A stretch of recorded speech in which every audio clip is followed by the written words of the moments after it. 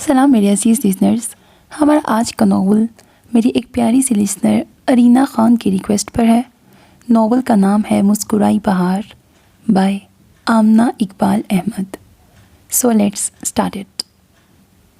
اس کے زخم مندمل ہو گئے تھے، وہ چلنے پھرنے کے قابل ہو گئی تھی، مگر کمزوری اب بھی باقی تھی۔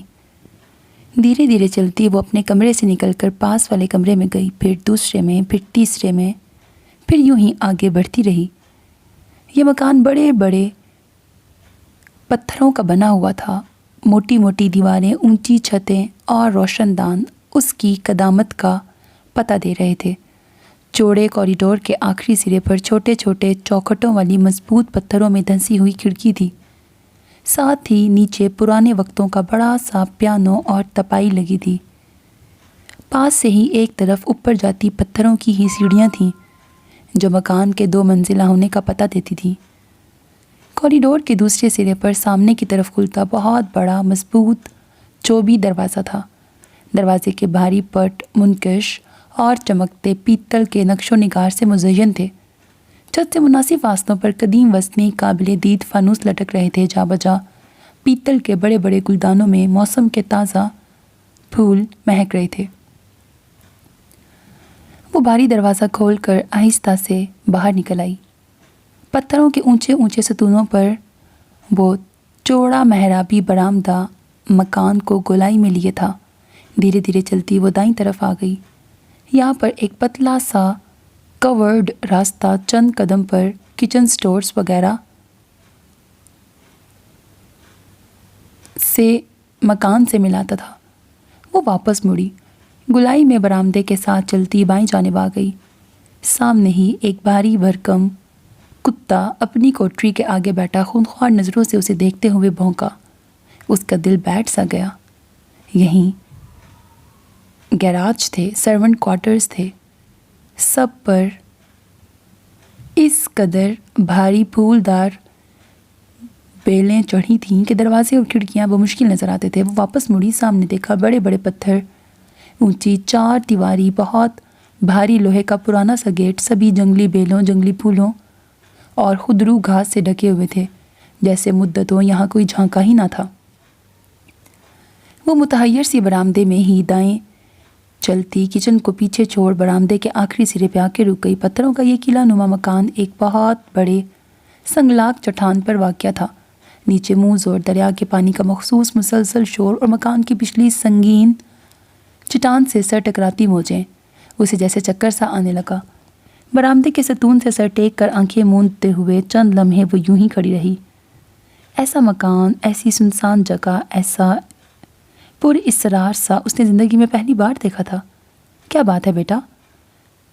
یہاں کا ہاؤس کیپر تھا، بہت اچھا، رحم دل۔ آؤ تمہیں اندر لے چلوں، تم ابھی کمزور ہو، زیادہ چلنا پھرنا تمہارے لیے ٹھیک نہیں۔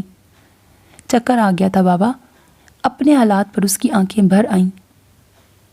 روتے نہیں بیٹا، بابا اسے سہارا دے کر اندر لانے لگے۔ ہونی کو کون ٹال سکتا ہے؟ اس چھوٹی سی عمر میں اتنا بڑا صدمہ، خدا تمہیں برداشت کرنے کی ہمت دے بیٹا۔ اس کے کمرے میں لا کر انہوں نے اسے اس کے بستر میں لیٹنے میں مدد دی۔ ابھی تک آگ نہیں جلائی کرمو نے؟ انہیں اچھا نہ لگا۔ خانسامہ کو صبح سویرے ہی آگ جلا دینی چاہیے تھی۔ دیکھتا نہیں کس قدر سردی ہو رہی ہے؟ وہ دھیرے سے مسکرا دی۔ بابا کی اور کرمو کی آپس میں نوک جھونک چلتی رہتی تھی۔ انگیٹھی میں بڑی بڑی لکڑیوں پر بوتل سے مٹی کا تیل چھڑک کر انہوں نے دیا سلائی دکھا دی، اور منٹوں میں کمرہ گرم اور کوزی لگنے لگا۔ تم آرام کرو بیٹا، ابھی ڈاکٹر آئے گا، آخری انجیکشن لگے گا اور بس پھر تم ٹھیک ٹھاک ہوگی۔ ہاں، آج شام کو چھوٹے مالک بھی پہنچ رہے ہیں۔ اس بار سے پبلک کال آفس والا صبح صبح پیغام دے کر گیا ہے۔ بابا اس پر نرم و گداز کمبل مزید درست کر کے چل دیے۔ وہ ہوش میں آئی تھی، آنکھ کھلی تھی تو بابا، کرمو اور ایک ڈاکٹر تینوں اس کے ارد گرد کھڑے تھے۔ میں کہاں ہوں؟ اس نے بمشکل پوچھا تھا، اور تبھی اسے احساس ہوا تھا وہ تو زخموں سے چور تھی۔ جگہ جگہ پٹیاں اور خون کے دبے لگے تھے۔ آپ بہت محفوظ جگہ پہ ہیں، زخم بھی سب اوپر ہیں، کوئی اندرونی ڈیمیج نہیں ہوا۔ ادھیڑ عمر ڈاکٹر نے اسے تسلی دینے کے انداز میں کہا۔ میں گری تھی؟ وہ حیرانگی سے پوچھنے لگی۔ پھر اسے جیسے خود ہی یاد آیا وہ ممی اور پاپا چھٹیوں میں بائی ایئر ملک سے باہر جا رہے تھے۔ جہاز کچھ ڈاواڈول ہوا تھا، پھر شور سا اٹھا تھا، لوگوں کی چیخو پکار بھی اس شور میں شامل تھی، اور پھر اسے کوئی ہوش نہیں رہا تھا۔ آپ کا ایئر کریش ہوا تھا۔ میرے پاپا ممی سب کہاں ہیں؟ وہ بدحواس سی ہو کے اٹھنے لگی۔ اٹھے نہیں بیٹا، آپ ابھی چلنے پھرنے کے قابل نہیں ہیں، ڈاکٹر نے اسے منع کیا۔ پھر ڈاکٹر چلا گیا، اور شاید ڈاکٹر کے سمجھانے کے مطابق بوڑھے بابا اسے آہستہ آہستہ اس قبر کے لیے تیار کرنے لگے کہ اس کے پاپا اور ممی کریش کی نظر ہو گئے تھے، اور دل آرام جانے کیسے بچ کر دریا کے پانی کے ساتھ بہتی یہاں تک آ پہنچی تھی۔ دن ابھی ڈھلا نہیں تھا۔ بابا اور کرمو اسے نیچے کنارے سے اٹھا کر اندر لائے تھے۔ پھر بابا اس کے پاس ٹھہرا تھا، اور کرمو کشتی میں اس پار شہر سے چھوٹے مالک کو فون پر اطلاع کرتے ہوئے ڈاکٹر کو بھی ساتھ لیتا آیا تھا۔ ڈاکٹر چھوٹے مالک کا فیملی ڈاکٹر تھا۔ اس نے دل آرام کی اچھی مرہم پٹی کی دوائیں کیں، اور پھر روزانہ ایک انجیکشن دینے آتا گیا۔ چھوٹے مالک نے ڈاکٹر کے ذریعے بابا اور کرمو سے رابطہ قائم کیے رکھا تھا کہ ایسی مصیبت زدہ لڑکی کی جتنی خدمت ہو سکے کی جائے۔ خود وہ کسی ضروری کام کی وجہ سے جلد نہ آ سکے تھے۔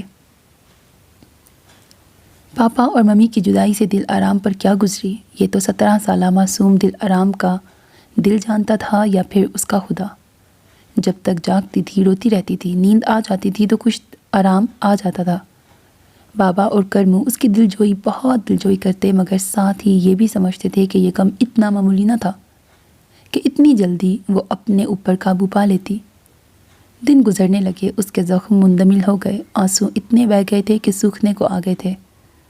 اس کے آگے پیچھے کوئی سگے رشتہ دار یا خیر خواہ نہ تھے۔ ایک ستیلی ماں تھی اور ایک اس کا بھائی نواز، جو گھر میں مالکوں کی طرح دندناتا پھرتا تھا۔ اب وہ انہی لوگوں کے رحم و کرم پر تھی۔ تبھی دروازے پر دستک ہوئی۔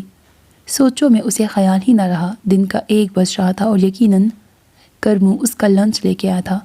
ساتھ ہی حسب معمول بابا بھی تھے، جیسے انہیں پسند نہ ہو کہ کرمو اکیلا اس کے کمرے میں آئے جائے، اور دونوں ہی اندر آ گئے۔ وہ ہولے سے مسکرا دی۔ بابا کو اس کا کتنا خیال تھا۔ انگیٹھی کے قریب چیئر پر دونوں نے کھانا لگا دیا۔ چھوٹے مالک تو لڑکی کے ذکر سے بدکتے ہیں، کرمو بابا سے خسر پسر کرنے لگا، جسے وہ صاف سن رہی تھی۔ ہوش کرو، بی بی سن لیں گی، تمہیں پتہ ہے ان پہ کیا بیتی ہے، اسی لیے تو کہتا ہوں کہ آج شام چھوٹے مالک آئیں تو جانے کیا سلوک کریں۔ وہ پھر بولا، تم فکر مت کرو، وہ جانے اور ان کا کام۔ اور پھر وہ خود بھی تو فون کر کے بی بی کا حال پوچھتے رہتے ہیں۔ ہاں یہ بھی ہے، وہ عقل مندوں کی طرح بولا۔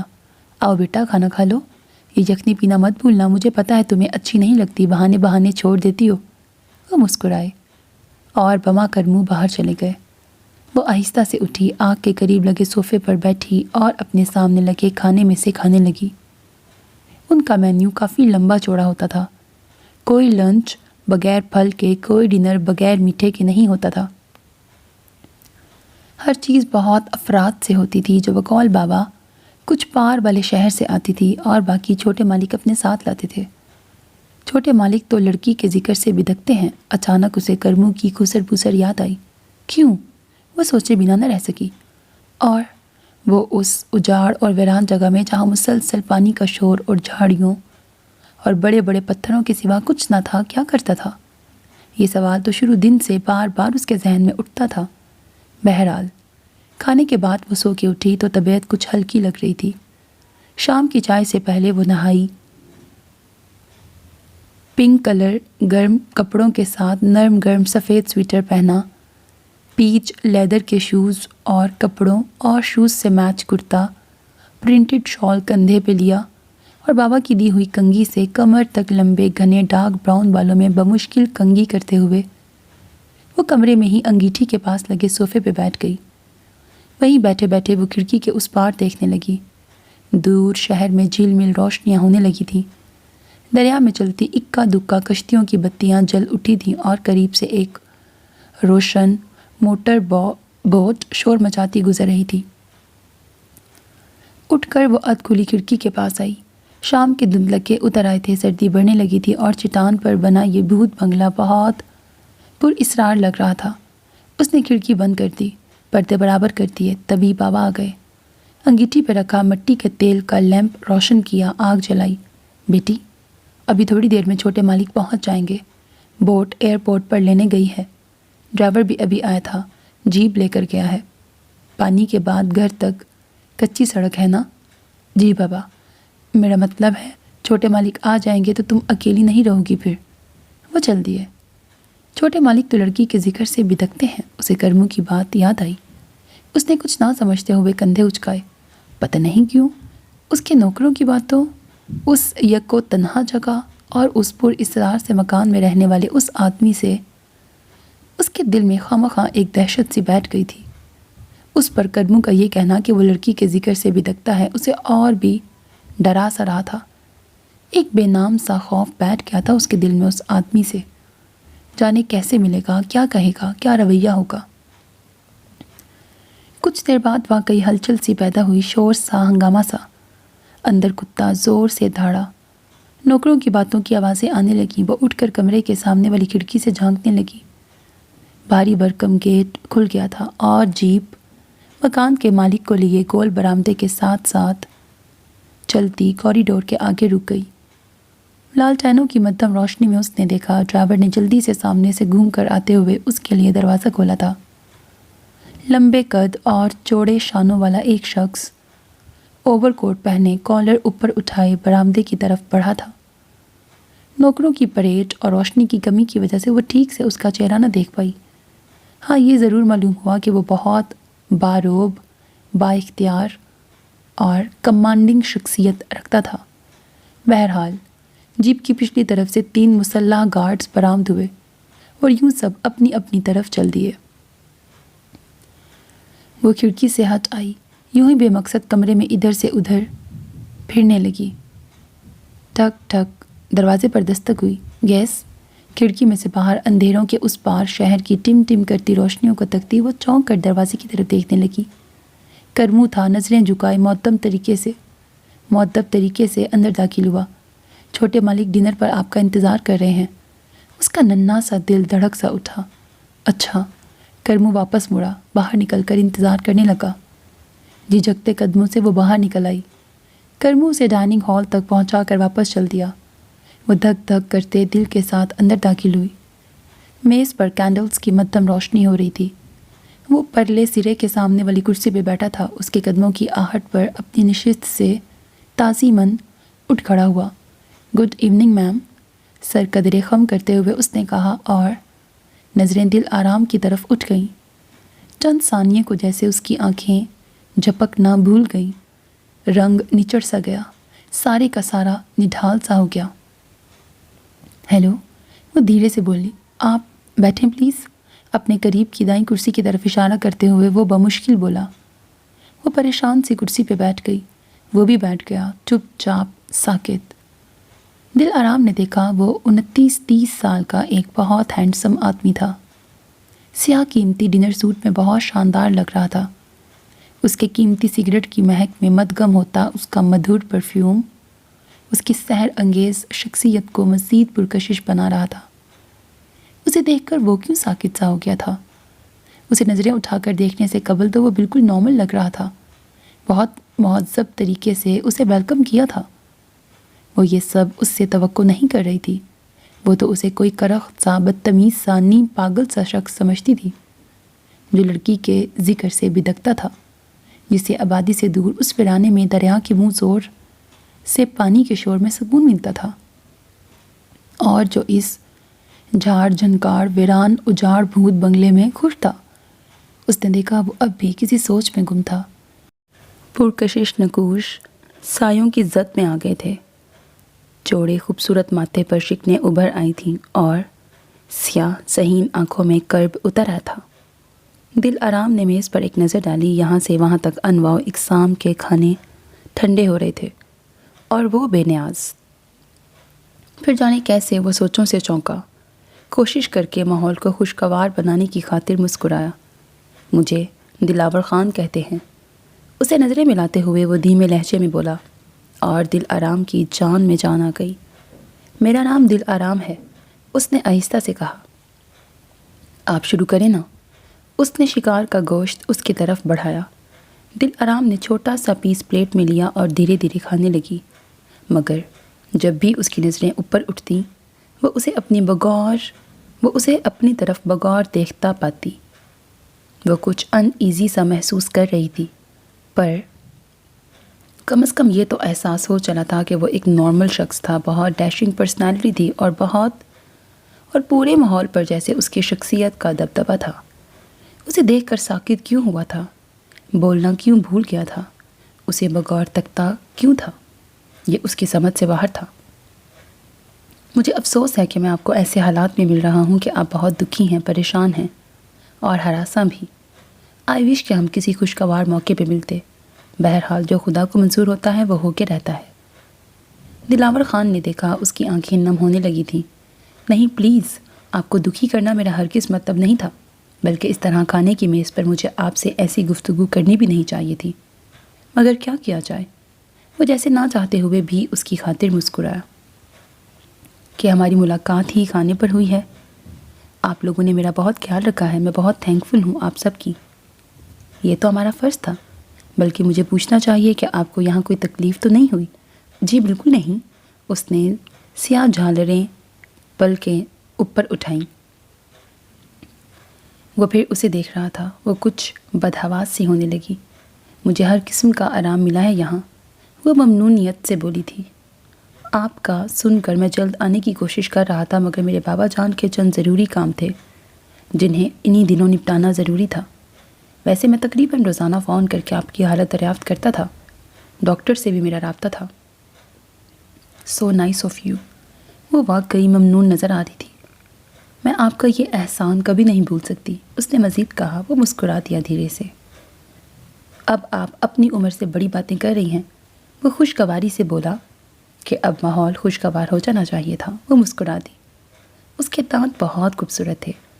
آپ یہاں اکیلی بور ہوتی رہی ہوں گی؟ ہاں، وہ بہت دوستانہ انداز میں بولا کہ وہ بہت ہمدردی کی مستحق تھی، بے اندازہ دکھی تھی۔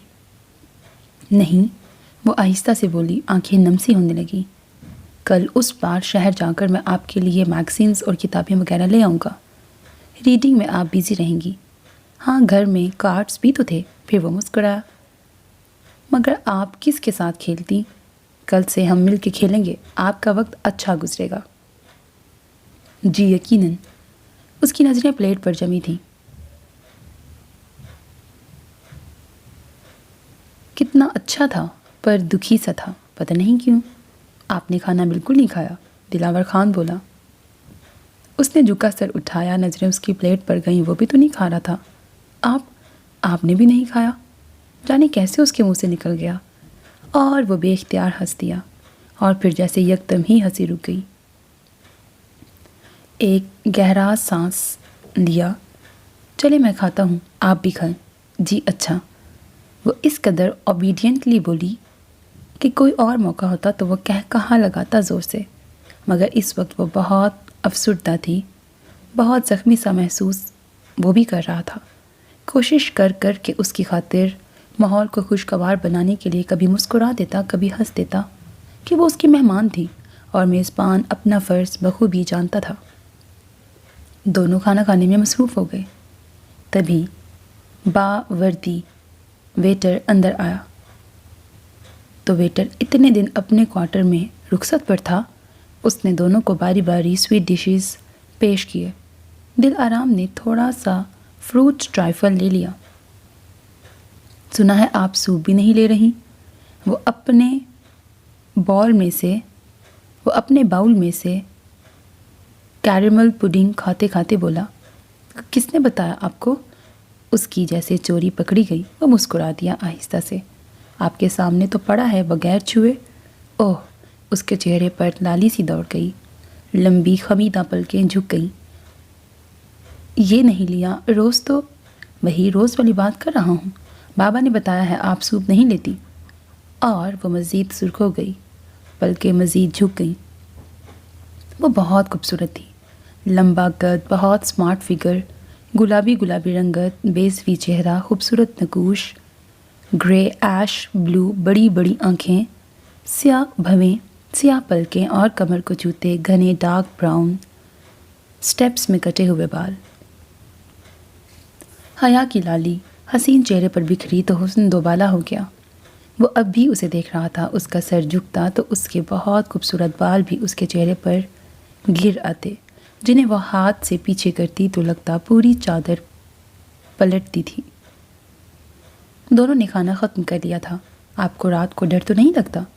وہ اوپر آس پاس نظریں دوڑاتے ہوئے بولا۔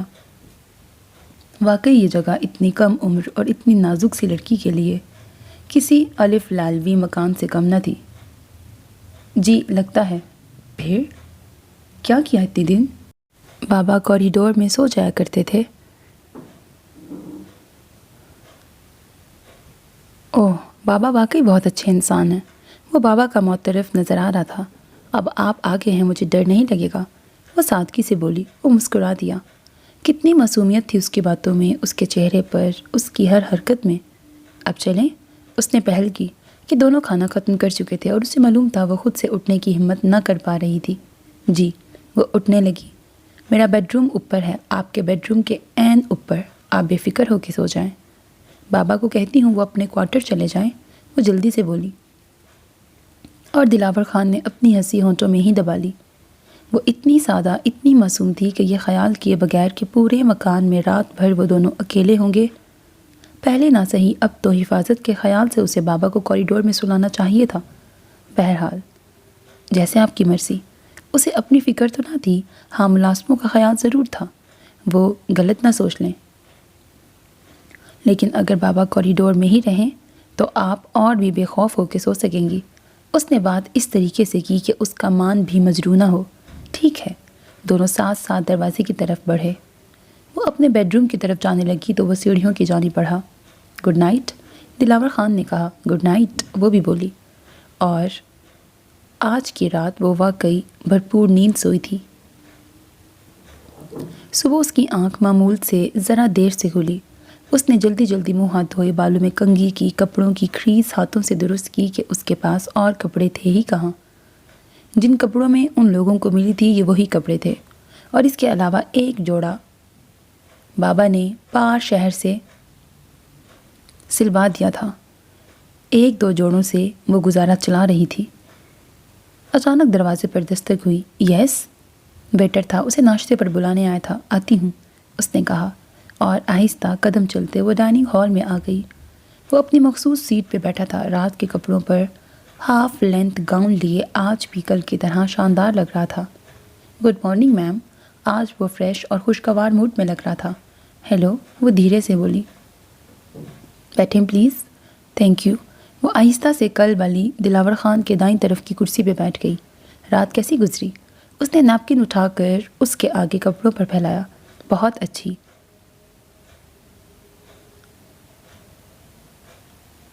اور اب ناشتہ شروع کرو۔ ہاں، وہ اسے چھوٹی سی لگی۔ لفظ آپ اس کے لیے کافی وزنی لگنے لگا۔ وہ آہستہ آہستہ مالٹے کا فریش جوس پینے لگی۔ دلاور خان نے بھی اپنا گلاس اٹھا لیا۔ جوس پیتے ہوئے اس کی نظر گاہے بگاہے دل آرام پر پڑ جاتی۔ اسے اس وقت بھی اس چھوٹی سی لڑکی پر ترس آنے لگا۔ اس نے سوچا وہ اس کے دکھ بانٹنے کی ہر ممکن کوشش کرے گا۔ خالی گلاس میز پہ رکھتے ہوئے اس نے خوبصورت پلیٹر میں سے سیب اٹھایا اور چھیلنے لگا۔ میز پر جوس، پھل، ابلے اور فرائیڈ انڈے، آملیٹ، دودھ، ہنی، سبھی کچھ رکھا تھا۔ میں یہ سیب اور ایک ابلا انڈا کھاؤں گا، اور ہاں ایک کپ چائے بھی، باقی سب تمہارے لیے ہے۔ اس نے مسکراہٹ روکی۔ اور یہ سب تم نے ختم کرنے ہیں؟ یہ سب؟ وہ اس قدر گھبرا گئی کہ وہ مزید اپنی مسکراہٹ روک نہ سکا۔ کھانے سے بھی ڈر لگتا ہے۔ اور وہ نظریں اٹھا کر اسے دیکھنے لگی۔ جانے کیا ہوا؟ دلاور خان کا ہنستا مسکراتا چہرہ سایوں کی زد میں آ گیا۔ دلکش آنکھیں دھندلا سی گئیں اور پرکشش ہونٹوں کی مسکراہٹ مفقود ہو گئی۔ اسے وہی رات والا دورہ پڑا تھا۔ کیوں تھا ایسا؟ دلاور خان نے نظریں اپنی پلیٹ پر جما دی۔ ناشتے کے بعد تیار ہو جانا، دریا پار چلیں گے، تمہارے لیے کپڑے بھی لینے ہیں اور شوز وغیرہ بھی، اس نے خود کو سنبھالتے ہوئے کہا۔ جی اچھا، کہ وہ جانتی تھی اب وہ انہی لوگوں کے رحم و کرم پر تھی۔ تم کون سی کلاس میں پڑھتی ہو؟ وہ جیسے کچھ سوچتے ہوئے بولا۔ اس کی آواز میں اس کے لیے تشویش تھی۔ میں نے ایف اے کا امتحان دیا تھا۔ کہتے کہتے ہی اس کی آنکھیں نم ہو گئیں۔ تم تو بہت چھوٹی ہو۔ دلاور خان نے جھکا سر اٹھایا۔ اس کی بھیگی آنکھیں دیکھیں تو ہر بات بھول گیا۔ نو پلیز۔ غیر ارادی طور پر اس نے اپنا ہاتھ اس کے ہاتھ پہ رکھا۔ دو موتی لڑک کر دل آرام کے خوبصورت گالوں پر آ گرے۔ نہیں نہیں، دلاور خان نے انگلیوں سے اس کے آنسو پوچھے۔ ہمت سے کام لو، اسی کو زندگی کہتے ہیں۔ اس وقت پھر وہ بمشکل اپنے آپ پر قابو رکھ سکی۔ دلاور خان پریشان تھا کہ وہ اس کے حالات کیسے معلوم کرے گا، اس کے ویئر اباؤٹس کا، اس کے والدین کے متعلق۔ وہ تو صرف اشارہ دینے پر ہی رونے لگ پڑتی تھی۔ لیکن پھر اس نے سوچا اس کا دکھ تھا ہی اتنا بھاری، اتنا بھیانک۔ اس کی معصوم جان تھی جو اب تک برداشت کر رہی تھی۔ ایسے حالات تو بڑے بڑوں کو ہلا کے رکھ دیتے ہیں۔ دلاور خان نے چائے کا آخری گھونٹ لیا، کب میز پہ رکھا۔ میں چینج کر کے آتا ہوں، پھر باہر نکلتے ہیں۔ تم یقیناً اب تک باہر نہیں نکلی ہوگی۔ گیٹ سے باہر سرسوں کے خوبصورت کھیت ہیں، پتلی پگڈنڈیاں دور دور تک گئی ہیں۔ تمہاری طبیعت ذرا بہل جائے گی اور اس کے بعد چلیں گے بوٹ میں تمہارے لیے چیزیں لینے، ٹھیک؟ جی، اس نے اس بات میں سر ہلایا۔ وہ کتنا کچھ کر رہا تھا اس کے لیے، وہ ممنون نظر آنے لگی۔ وہ اٹھ کر اوپر اپنے بیڈ روم کی طرف چلا اور وہ جلدی جلدی ناشتہ کرنے لگی۔ اس کی کیا تیاری تھی؟ نہ دوسرے کپڑے، نہ جوتے، بلکہ جو کچھ تھا وہ بھی غنیمت تھا۔ وہ اپنے بیڈ روم کے دروازے میں کھڑی تھی۔ تبھی سیڑھیوں پر آہٹ ہوئی۔ دلاور خان تھا۔ اس کا ٹیسٹ بہت عمدہ تھا۔ ڈارک گرے قیمتی سوٹ کی وضاحت سے پتہ چلتا تھا اسے اپنی مردانہ وجاہت کا بخوبی احساس تھا۔ چلے میم۔ اور وہ دونوں باہر آ گئے۔ ساتھ ساتھ چلتے وہ بڑے سنگلاک گیٹ کے پاس آ گئے۔ ایک ملازم نے لپک کر آتے ہوئے گیٹ کا ایک پٹ بمشکل کھولا۔ وہ دونوں باہر آ نکلے۔ گیٹ کے آگے ہی وہ کچی سڑک تھی جس پر کل شام دلاور خان جیپ میں آیا تھا، اور اس کے بعد تاحد نظر سرسوں کے کھیت تھے۔ یہاں سے وہاں تک سب پیلا پیلا نظر آ رہا تھا۔ پتلی پگڈنڈیاں واقعی خوبصورت لگ رہی تھیں۔ وہ دونوں ایک پگڈنڈی پہ ہو لیے دور تک چلتے گئے۔ ایک بڑا سا پتھر نظر آیا تو دونوں اس پہ بیٹھ گئے۔ ممی مجھ سے بہت بڑی تھی مگر بہت دوستی تھی ہم دونوں میں، وہ دھیرے سے بولی۔ اور گرے بلو جھیلوں میں بھونچال آ گیا۔ آج جیسے مدتوں بعد باہر نکلی تھی، ممی کی یاد آ گئی۔ بھولی ہی کب تھی وہ انہیں۔ اوہ، وہ بھی افسردہ ہو گیا۔ تمہارے فادر کا کیا نام تھا؟ موقع غنیمت تھا، بات خود اس نے ہی چھیڑی تھی۔ اس نے جلدی سے پوچھ لیا۔ آصف خان، سرجن ڈاکٹر تھے۔ اس نے دل مضبوط کر کے گھٹی گھٹی آواز میں اپنے پاپا کا نام، جاب اور جہاں وہ لوگ رہتے تھے بتا دیا۔ بنیادی طور پر وہ لوگ زمیندار تھے۔ اس کے پاپا کو پہلی شادی کے بعد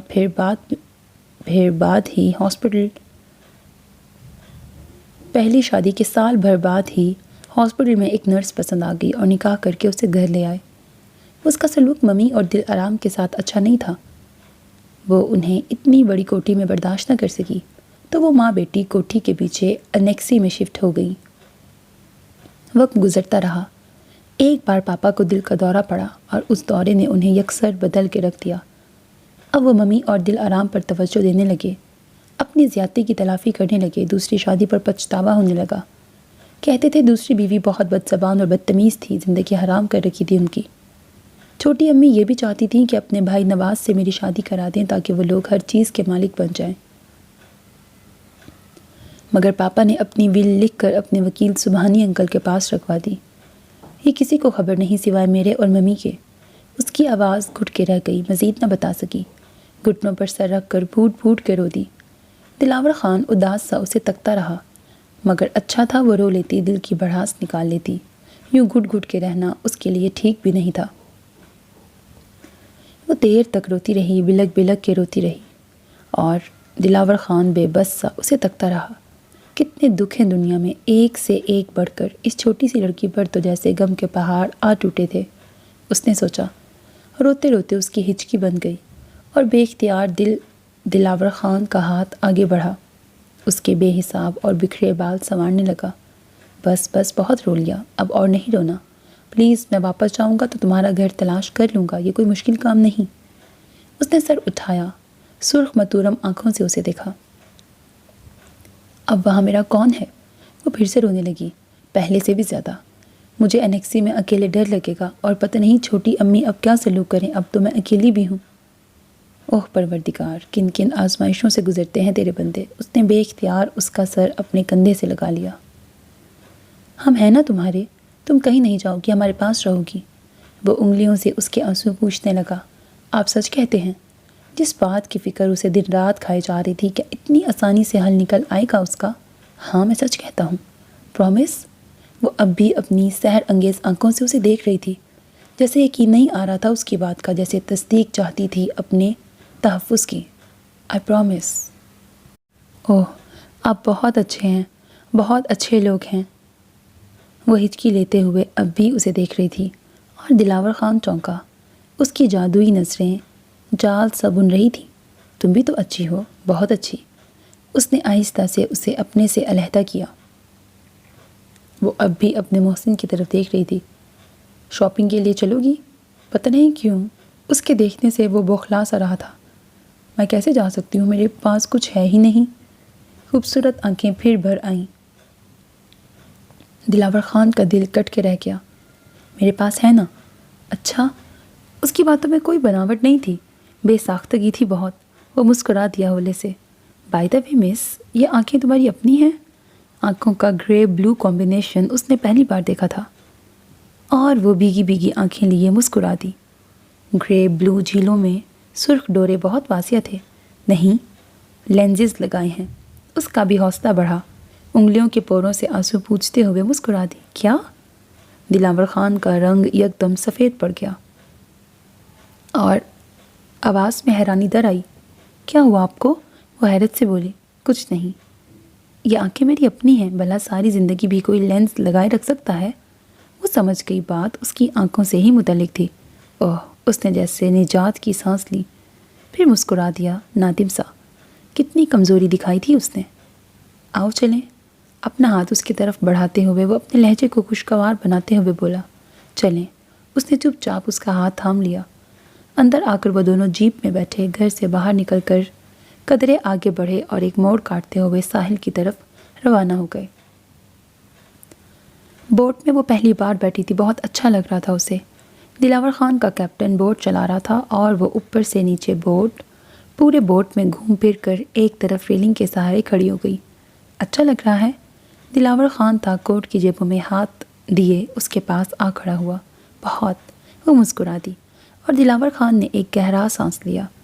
اس دکھی چھوٹی سی لڑکی کا دکھ وہ اپنے دل میں محسوس کر رہا تھا۔ چاکلیٹ کھاؤ گی؟ جیب میں سے قیمتی برانڈ کے چاکلیٹ کا پیکٹ نکالتے ہوئے وہ نرمی سے بولا۔ ہاں، مجھے بہت اچھی لگتی ہے۔ ہاتھ بڑھا کر لیتے لیتے اس کی آنکھیں ایک بار پھر نم ہونے لگیں۔ کتنی سادگی تھی اس میں، معصومیت تھی، اور بھیگی آنکھیں۔ اس نے سر جھٹکا۔ اس پر آئی افتاد اسے بھی پریشان کر رہی تھی شاید۔ آپ بھی لینا۔ آدھا ریپر اتارتے ہوئے اس نے دلاور خان کو آفر کی۔ تم کھاؤ، لینا پلیز۔ اور وہ انکار نہ کر سکا۔ تھوڑی ہی دیر میں وہ شہر پہنچ گئے۔ یہاں تو ایک دنیا آباد تھی۔ ایئرپورٹ تھا، کلب تھا، تھیٹر تھا، بینک، شاپنگ سینٹرز اور پر رونق آبادی۔ اور دل آرام کو ایک خوبصورت ڈپارٹمنٹل سٹور میں لے گیا۔ ناؤ گو اہیڈ، جو مرضی چاہے لیتی جاؤ۔ کیا مطلب؟ رقم وہ خرچ کرتا، مرضی وہ کرتی۔ اس نے گہرا سانس لیا۔ مجھے پتہ تھا یہ بھی مجھے ہی کرنا پڑے گا۔ آؤ۔ اس نے اسے ہاتھ سے تھاما اور آگے بڑھنے لگا۔ پھر درجنوں کے حساب سے اس کے لیے ہر چیز خرید لی۔ خوبصورت ڈریسز، سویٹرز، جیکٹس، شوز، پھر ہیئر برش، میگزینز، کتابیں، اور جانے کیا کیا وہ منع کرتی رہی، اور وہ برابر خریدتا رہا۔ اور اب آؤ، تھوڑی دیر سامنے کے کیبنز میں بیٹھتے ہیں، کافی پئیں گے۔ دونوں شاپنگ کے بیگز اٹھائے سامنے پارک میں بنے کیبنز میں سے ایک میں جا بیٹھے۔ وہ حیران تھی، اتنا بڑا آدمی جو شاید اپنے شوز کے تسمے تک خود نہ باندھتا ہوگا، جس کے آگے پیچھے اتنے ملازم اور گارڈز پھرتے تھے، کیسے اس کے ساتھ شاپنگ بیگز اٹھائے پھر رہا تھا۔ بہرحال اسے دیکھتے ہی ویٹر آ گیا۔ گڈ مارننگ سر، جیسے وہ دلاور خان کو پہلے سے اچھی طرح جانتا تھا مؤدب سے بولا۔ مارننگ سر، کیا پیش کروں؟ 2 کافی۔ سوری، وہ دھیرے سے بول پڑی، میں کافی نہیں پیتی۔ تو آئس کریم، میرے لیے کافی اور میم صاحبہ کے لیے آئس کریم لے آؤ۔ Okay sir. ویٹر چل دیا۔ کافی کیوں نہیں پیتی؟ اس نے مسکرا کے پوچھا۔ دل آرام نے جھکی پلکیں اوپر اٹھائیں، گرے بلو آنکھوں میں ہر طرف کا سبزہ مل کر عجیب دلکشی پیدا کر رہا تھا۔ وہ پتہ نہیں کیوں کافی مجھے بڑوں کی چیز لگتی ہے، میرے پاپا پیا کرتے تھے۔ اوہ، وہ مسکرایا، تم واقعی بہت چھوٹی ہو، اور اس ٹھنڈ میں آئس کریم؟ مجھے اچھی لگتی ہے، یہ بھی بچوں کی نشانی ہے۔ میں بچی نہیں ہوں۔ اسے ہنسی آ گئی، بچوں سے کم بھی نہیں ہو۔ اس نے ایک خشمگی نظر اس پہ ڈالی اور بس ایک جہاں آباد تھا اس نظر میں، رنگوں کا، حسن کا، جذبوں کا۔ دلاور خان نے نظریں سامنے جما دیں۔ پارک میں بہت رونق تھی، بچے بڑے سبھی انجوائے کر رہے تھے۔ تھوڑی دیر وہ یوں ہی باہر دیکھتا رہا، پھر دوبارہ اندر کی طرف متوجہ ہوا۔ چند پل دل آرام کے جھکے سر کو دیکھتا رہا۔ تھوڑی بہت بچی ضرور ہو۔ پتہ نہیں کیوں وہ پھر بولا، انجانے میں جیسے چھیڑ رہا تھا اسے۔ نہیں ہوں، وہ جیسے ناراض ہونے کو تھی۔ سوری، میں مذاق کر رہا تھا۔ وہ دیکھو تمہاری آئس کریم آ رہی ہے۔ ویٹر دلاور خان کے لیے بلیک کافی اور دل آرام کے لیے آئس کریم لے آیا تھا۔ وہ کڑوی کافی حلق سے اتارنے لگا اور دل آرام مزے لے کر آئس کریم کھانے لگی۔ اس نے جلد ہی کافی ختم کر کے میز پر مگ رکھا اور دل آرام کے آئس کریم ختم کرنے کا انتظار کرنے لگا۔ اور اسے آئس کریم ختم کرتے دیکھ کر اس نے پوچھا، نو تھینک یو۔ ویٹر آیا اور اس نے پیمنٹ کر دی۔ اب گھومو گی یا گھر چلیں؟ آپ تھک گئے ہوں گے، چلتے ہیں گھر۔ میں نہیں تھکا، یہ دن میں نے خاص طور پر تمہارے لیے رکھا تھا۔ اوہ، سو نائس آف یو، وہ ممنونیت سے بولی، لیکن گھر چلتے ہیں اب۔ چلو۔ دونوں اٹھ کھڑے ہوئے۔ دلاور خان نے ویٹر سے سامان بوٹ میں رکھوایا اور بوٹ چل پڑی۔ ساحل پر پہنچے تو جیپ اور ڈرائیور کھڑے تھے، دونوں بما سامان کے بیٹھ گئے اور تھوڑی ہی دیر میں گھر پہنچ گئے۔ گیٹ جب تک کھلتا اس نے ایک نظر اس مکان پہ ڈالی جسے وہ ہوش و حواس میں آج پہلی بار دیکھ رہی تھی۔ گھنے درخت، جھاڑیاں، بیلیں، مضبوط گھر، بہت پرانا آہنی گیٹ اور اندر کی تعمیر واقعی بھوت بنگلہ۔ یہاں رہنے کا، اسے خریدنے کا کیا راز ہو سکتا تھا؟ اس نے دھیرے سے کندھے اچکائے، اس کی سمجھ سے باہر تھا۔ گیٹ کھلا تو ڈرائیور نے گاڑی کوریڈور کے آگے روک لی۔ دونوں اندر گئے اور اپنے اپنے کمروں کی طرف چل دیے۔ دلاور خان اپنی ضروری فائل وغیرہ کی جانچ پڑتال کرتا رہا اور دل آرام نے گرم پانی سے نہا کر ابھی لائٹ ڈریسز میں سے ریڈ ڈریس پہن لیا۔ اس کے ساتھ مونگیا رنگ کا سویٹر اور مونگیا رنگ کے ہی لیدر شوز پہنے۔ کپڑوں کے ساتھ ملتا جلتا مونگیا پھولدار دوپٹہ لیا۔ بالوں میں برش کیا اور لکڑیوں کی جلتی آگ کے قریب صوفے پہ بیٹھ گئی۔ آج بہت دن بعد اس نے اچھے کپڑے پہنے تھے، ورنہ تو وہی کریش کے دن والے گرین کپڑے یا پھر بابا کے دیے ہوئے جوڑے سے کام چلا رہی تھی۔ اس کا دھیان دلاور خان کی طرف گیا۔ کتنا اچھا تھا، مہربان اور ہر بات کا خیال رکھنے والا۔ چھوٹے مالک تو لڑکی کے ذکر سے بھی دکتے ہیں۔ اسے کرموں کی بات یاد آئی، مگر اس کے ساتھ تو وہ بہت اچھا تھا۔ پر ایک بات تھی، پہلی ملاقات میں جب وہ اس سے ڈنر پہ ملی تھی، دلارام کو دیکھ کر کچھ دیر کو جیسے اس کی پلکیں جھپکنا بھول گئی تھی۔ رنگ نچڑ سا گیا تھا، سارے کا سارا نڈھال سا ہو گیا تھا۔ کتنی دیر تک وہ چپ چاپ، خاموش اور ساکت بیٹھا رہا تھا۔ پھر صبح بریک فاسٹ پر، یہ سب تم نے ختم کرنے ہیں؟ دلاور خان نے ڈھیر سارے ناشتے کی طرف اشارہ کیا تھا۔ یہ سب؟ وہ گھبرا گئی تھی کہ اس کے لب و لہجے میں تحکم سا بھی ہوتا تھا۔ وہ اپنی مسکراہٹ روک نہ سکا تھا۔ کھانے سے بھی ڈر لگتا ہے۔ اور وہ نظریں اٹھا کے اسے دیکھنے لگی تھی۔ جانے کیا ہوا تھا؟ دلاور خان کا ہنستا مسکراتا چہرہ سایوں کی زد میں آ گیا تھا۔ دلنشیں آنکھیں دھندلا سی گئی تھیں اور پرکشش ہونٹوں کی مسکراہٹ مفقود ہو گئی تھی۔ اسے وہی رات ڈنر والا دورہ پڑا تھا۔ کیوں تھا ایسا؟ وہ تب بھی جان نہ پائی تھی۔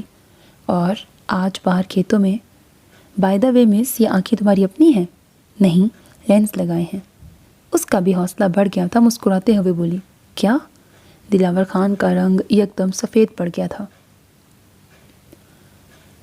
کیا ہوا آپ کو؟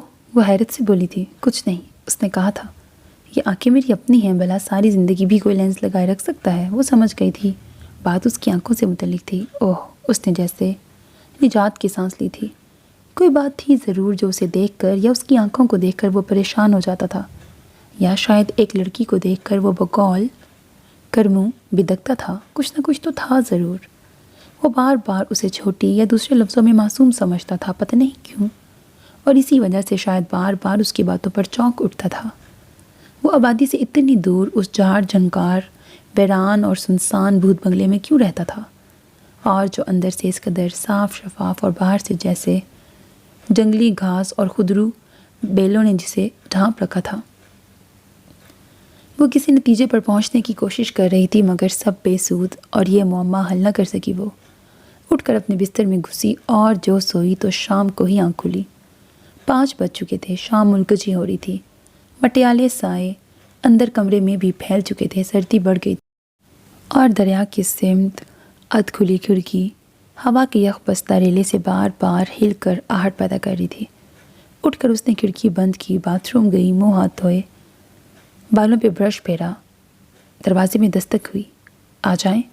اس کے عین توقع کے مطابق بابا تھے، چائے کی ٹرے ہاتھوں میں لیے اندر آئے۔ بیٹا، تم تو ایسے سوئی کہ کھانا بھی نہیں کھایا۔ انہوں نے ٹرے انگیٹھی کے قریب میز پہ رکھ دی، جلدی جلدی لیمپ روشن کیا۔ ہاں بابا، بس نیند میں پتہ ہی نہیں چلا، وہ نادم سی بولی۔ کوئی بات نہیں بیٹا، آرام تمہارے لیے ضروری ہے۔ انگیٹھی میں بڑی بڑی لکڑیوں پر مٹی کا تیل چھڑک کر انہوں نے آگ جلائی۔ کمرے میں یکدم جان پڑ گئی۔ میں کھانا لا رہا تھا، مگر چھوٹے مالک بولے چائے کے ساتھ کچھ لے جاؤ، ورنہ پھر رات کا کھانا نہیں کھا سکیں گی۔ اور دلاور خان کی ممنون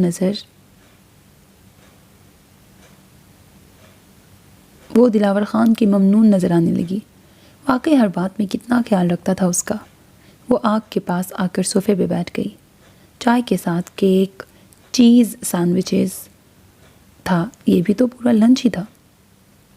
اس نے چائے کے ساتھ صرف ایک سینڈوچ لیا کہ رات ڈنر پر دلاور خان نے اسے زبردستی کھانا بھی کھلانا تھا۔ تھوڑی دیر بعد بابا آ کر برتن واپس لے جانے لگے۔ بی بی، چھوٹے مالک آپ کو یاد کر رہے ہیں۔ کہاں ہیں؟ ڈرائنگ روم میں۔ اچھا، آتی ہوں۔ وہ ڈرائنگ روم میں آ گئی۔ دلاور بڑی سی انگیٹھی میں لکڑیوں کی جلتی آگ کے قریب کھڑا تھا۔ آئیں محترمہ، اب کارڈز کی باری ہو جائے۔ وہ نزدیک ہی میز پر رکھے کارڈز کی طرف اشارہ کرتے ہوئے بولا، اور ساتھ ہی اسے دیکھتے ہی اسے وہی سکتے کا سا دورہ پڑا۔ کیا ہوا؟ وہ پاس چلی آئی۔ کچھ نہیں، اس نے سر جھٹکا۔ بتائیں گے نہیں؟ تم بہت خوبصورت ہو نا، سر چکرا جاتا ہے۔ اب کہ وہ شرارت سے بولا، اور اب کہ وہ دورہ اتنا لمبا بھی نہ تھا، اور یہ حقیقت تھی کہ ان کپڑوں میں اس کا حسن اور نکھر آیا تھا۔ بہرحال دونوں ایک دوسرے کے مقابل بیٹھ گئے۔ کل سے اب تک کے اس مختصر سے عرصے میں وہ دونوں ایک دوسرے کے بے تکلف دوست بن گئے تھے۔ انہوں نے کھیلنا شروع کیا۔ ہر تھوڑی دیر بعد دلاور خان اس کے پتوں کو جھانک جاتا، اور ایک بار تو باقاعدہ اس کے ہاتھوں سے پتے پلٹا کر اچھی طرح دیکھنے کے بعد اس کا ہاتھ سیدھا کر دیا۔ میں نہیں کھیلوں گی، آپ چیٹنگ کرتے ہیں۔ اس کا زوردار کہا گونجا۔ کب چیٹنگ کی ہے میں نے؟ اس نے اس کی آنکھوں میں دیکھا۔ اس کے غور سے دیکھنے پر وہ شرما سی جاتی تھی۔ اس کا یہ انداز اسے اچھا لگا، پتہ نہیں کیوں۔ وہ چپ چاپ پلکیں جھپکانے لگی۔ بتاؤ نا، چیٹنگ کی ہے میں نے؟ چوری، اوپر سے سینہ زوری۔ وہ بڑبڑائی، خفا نظروں سے اسے دیکھا، پھولا پھولا چہرہ لیے۔ اچھا چلو، اب چیٹنگ نہیں ہوگی۔ وہ پھر سے کھیلنے لگی، مگر حال اب بھی وہی تھا۔ بار بار اس کے پتے جھانک جاتا، چوری سے بھی، سینہ زوری سے بھی۔ اب کیا کر رہے ہیں؟ کچھ نہیں، وہ صاف مکر گیا۔ میں نہیں کھیلتی۔ کھیلو گی؟ نہیں کھیلوں گی۔ کھیلو گی؟ واہ، چوری اوپر سے سینہ زوری۔ اس نے پھر وہی بات دہرائی۔ کب چوری کی میں نے؟ نہ چاہتے ہوئے بھی اس کی دلنشی آنکھوں میں سرخی اتر آئی۔ پرکشش لبوں پر شریر مسکراہٹ۔ چوری نہیں تو کیا ہے؟ مثلاً ایک بار پھر وہ بغور اس کی آنکھوں میں جھانکا اور اس کی سیاہ خمیدہ پلکیں جھک گئیں، خوبصورت چہرے پر لالی سی بکھر گئی۔ اس کی بات میں سادگی نہ تھی، اس میں معنی تھا جو وہ سہار نہ سکی اور وہ محظوظ ہوئے بنا نہ رہ سکا۔ بولو نا، اس نے اصرار کیا۔ وہ چیٹنگ اور چوری ایک ہی بات ہے نا؟ وہ بمشکل بولی۔ ایک بات تو نہیں ہے، پر خیر چلو کھیلیں۔ اس نے اسے زیادہ تنگ کرنا مناسب نہ سمجھا۔ میں نہیں کھیلوں گی۔ لہجہ اب بھی روٹھا روٹھا سا تھا، نظریں جھکی جھکی۔ اب چیٹنگ نہیں کروں گا، پرومس۔ پرومس؟ پرومس۔ پھر گیم شروع ہوئی، مگر دلاور خان کب باز آ رہا تھا۔ وہی اس کے پتوں پر نظریں دوڑانا اور اس حساب سے اپنے پتے برابر کرنا، پھر وہی۔ پھر کیا؟ وہ انجان بن گیا۔ آپ چیٹنگ کر رہے ہیں؟ نہیں، میں چوری کر رہا ہوں۔ نہیں، وہ خوبصورتی سے ہنس دی۔ آپ چیٹنگ کر رہے ہیں؟ نہیں، وہ دل آویزی سے ہنسا۔ میں چوری کر رہا ہوں۔ پتوں کی چیٹنگ ہو سکتی ہے، چوری نہیں۔ میں نے کب کہا میں پتے چوری کر رہا ہوں؟ پھر اس نے خوبصورتی سے کندھے اچکائے، بولا کچھ نہیں۔ اور اس کی باتوں کی ہیر پھیر سے مزید بچنے کے لیے دل آرام نے نظریں کارڈز پر جما دیں۔ دلاور خان دھیرے سے مسکرا دیا۔ چھوٹی سی یہ لڑکی ابھی بہت سی باتوں سے انجان تھی۔ رات ڈنر پر بھی یہی حال تھا۔ بات بات پر وہ اسے چھیڑ رہا تھا، تنگ کر رہا تھا، اپنے تئیں اس کا دھیان ہٹانے کو، اس کے درد بانٹنے کو۔ یہ روسٹ پیس تم نے ختم کرنا ہے۔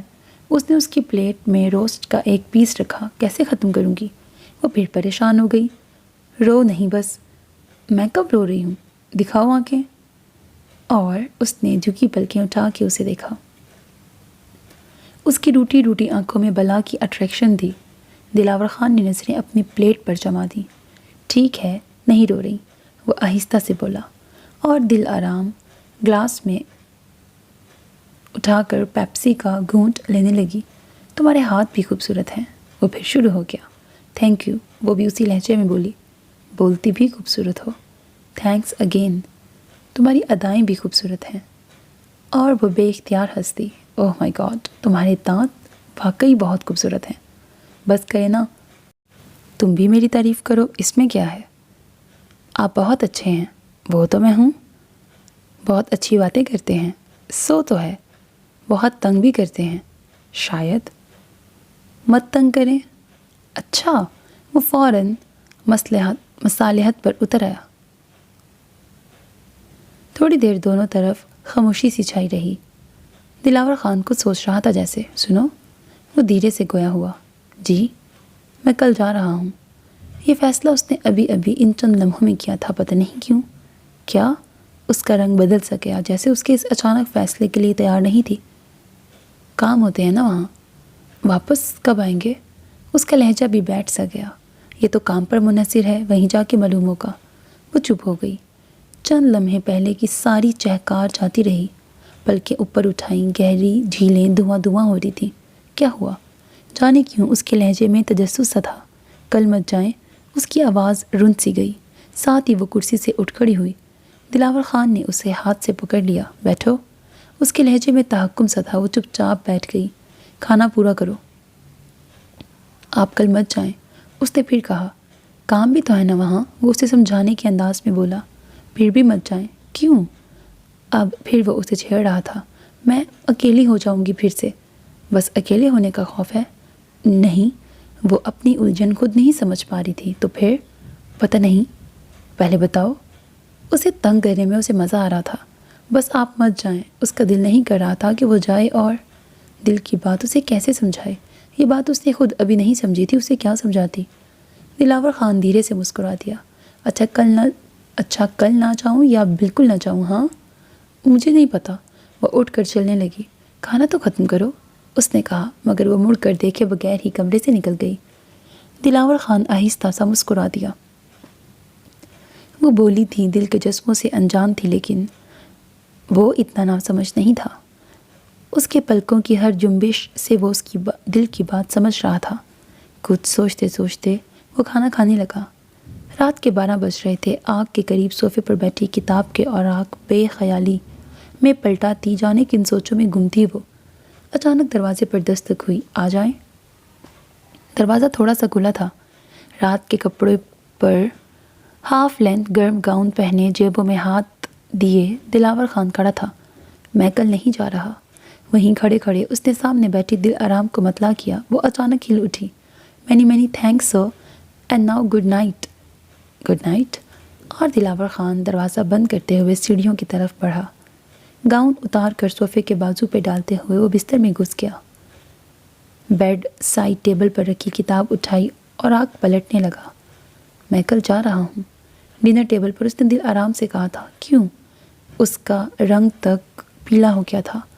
وہ پہلے ہی سمجھ رہا تھا معصوم سے دل آرام نے اس میں دلچسپی لینا شروع کی ہے، پر خود اس نے بھی تو وہیں ڈنر پر ہی اچانک ہی یہاں سے چلے جانے کا فیصلہ کر لیا تھا، جبکہ معمول کے مطابق اسے کچھ دن یہاں رہنا چاہیے تھا۔ اسے بھی تو یہاں سے چلے جانے میں ہی بہتری سمجھی تھی۔ اس نے بھی تو یہاں سے چلے جانے میں ہی بہتری سمجھی تھی۔ وہ بھی جیسے، بلکہ ایک مرد ہونے کے ناطے اسے تو بولڈلی ایڈمٹ کرنا چاہیے تھا۔ اس کی بے ساختگی، بے حد معصومیت اور بے پناہ خوبصورت آنکھوں نے اسے ڈسٹرب کر رکھا تھا، اور وہ یہاں سے راہ فرار بھی اس لیے اختیار کر رہا تھا کہ وہ صاف محسوس کر رہا تھا وہ مزید یہاں رہا تو۔ اس نے گہرا سانس لیا، کتاب بند کرتے ہوئے سائڈ ٹیبل پہ رکھی، لیمپ آف کیا اور بستر میں آ کر آنکھیں موند لیں۔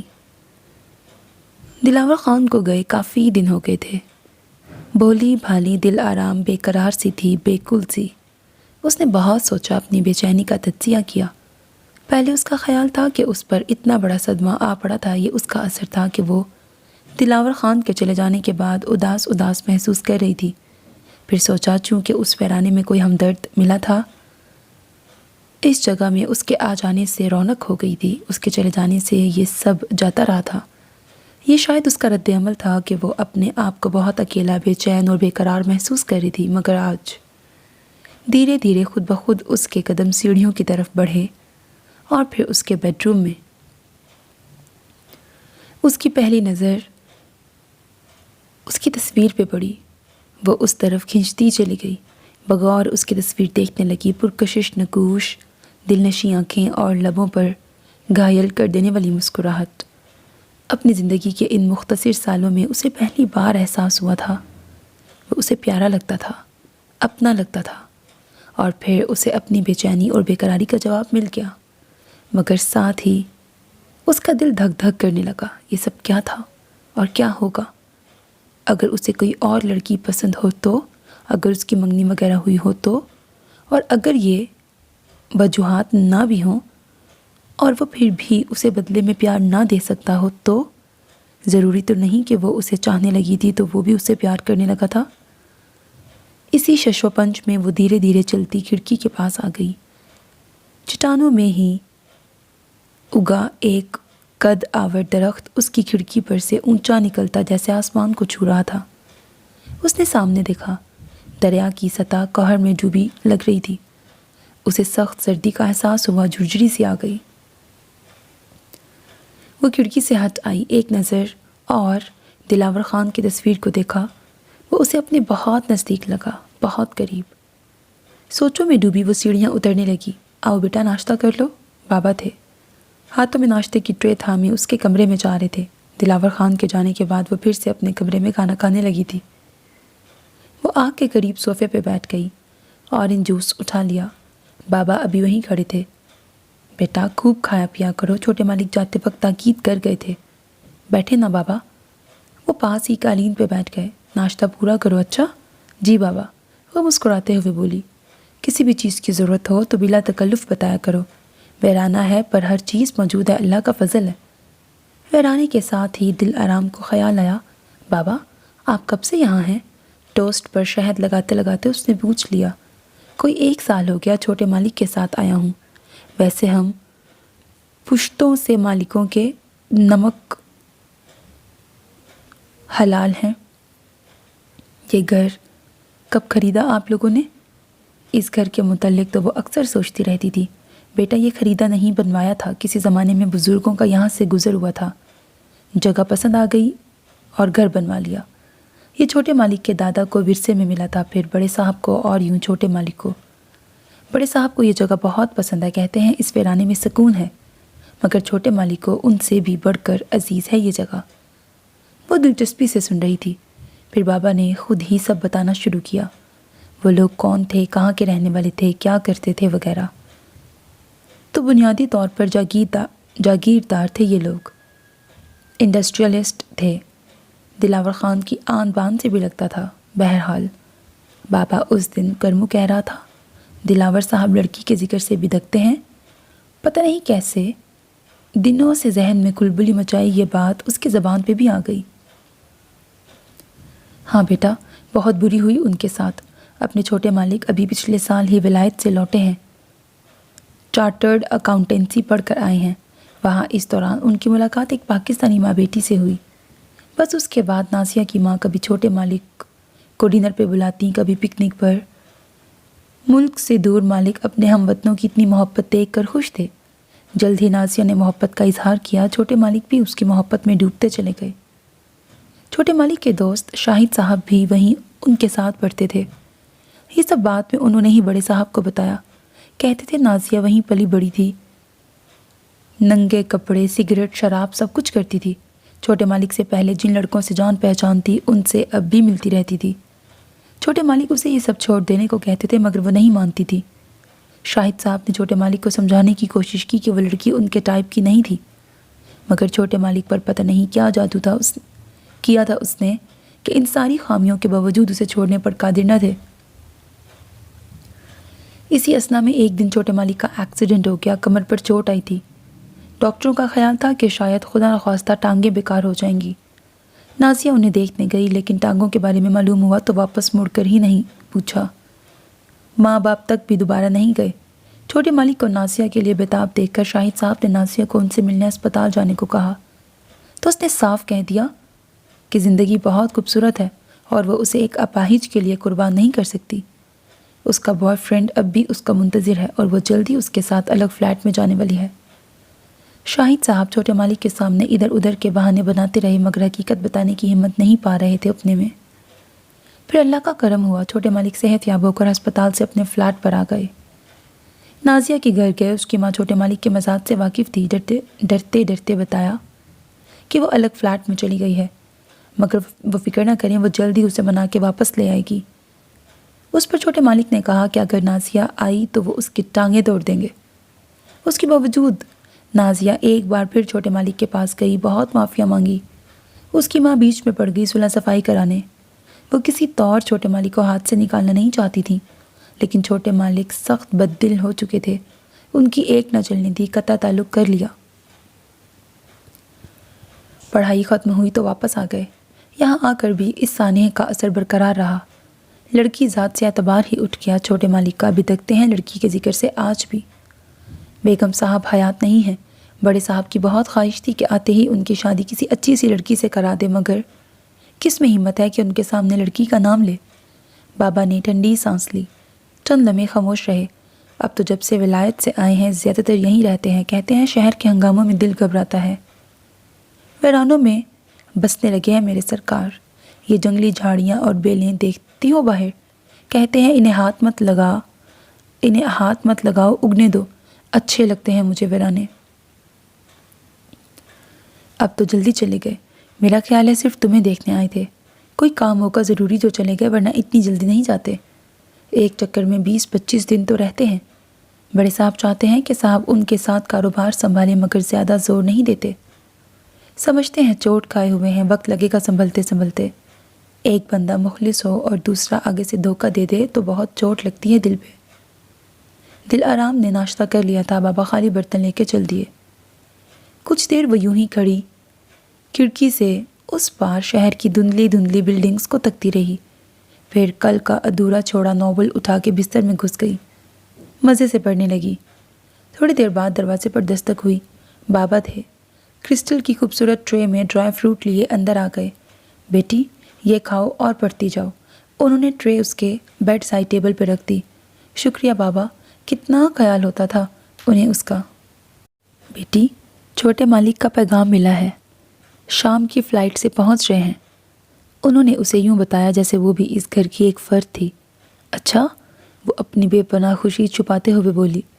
جیپ جائے گی شام کو لینے، انہوں نے مزید بتایا اور کمرے سے باہر نکل گئے۔ اب اس سے ناول نہیں پڑھا جا رہا تھا، یوں ہی صفحے پلٹ رہی تھی۔ وہ حیران تھی یہ کیا کیفیت تھی؟ کوئی انسان اچھا کیسے لگنے لگتا ہے، اور پھر اتنا کہ شاید اسی کو محبت کہتے ہیں۔ کتاب بند کر کے اس نے آنکھیں موند لیں۔ کیا وہ بھی اسے پسند کرتا ہوگا؟ کیا اسے بتانا پڑے گا یا وہ خود ہی سمجھ جائے گا؟ خود اسے کیسے کہے گی کہ وہ اسے پسند کرتی ہے؟ نہیں، اس نے خود ہی اپنی بات کی تردید کی۔ اس میں اتنی ہمت نہیں تھی کہ خود اسے بتاتی، مگر وہ خود یوں نہیں سمجھ جاتا۔ وہ الجھ سی گئی۔ اسی ادھیڑ بن میں دوپہر ہو گئی۔ اس نے کھانا کھایا اور سونے کے لیے بستر میں گھس گئی۔ گو بہت بے قراری تھی، بے چینی تھی، بیکلی تھی، پھر بھی جانے کیسے نیند آ گئی۔ اٹھی تو 5 بج چکے تھے۔ باہر شام کے مٹیالے سائے پھیل رہے تھے۔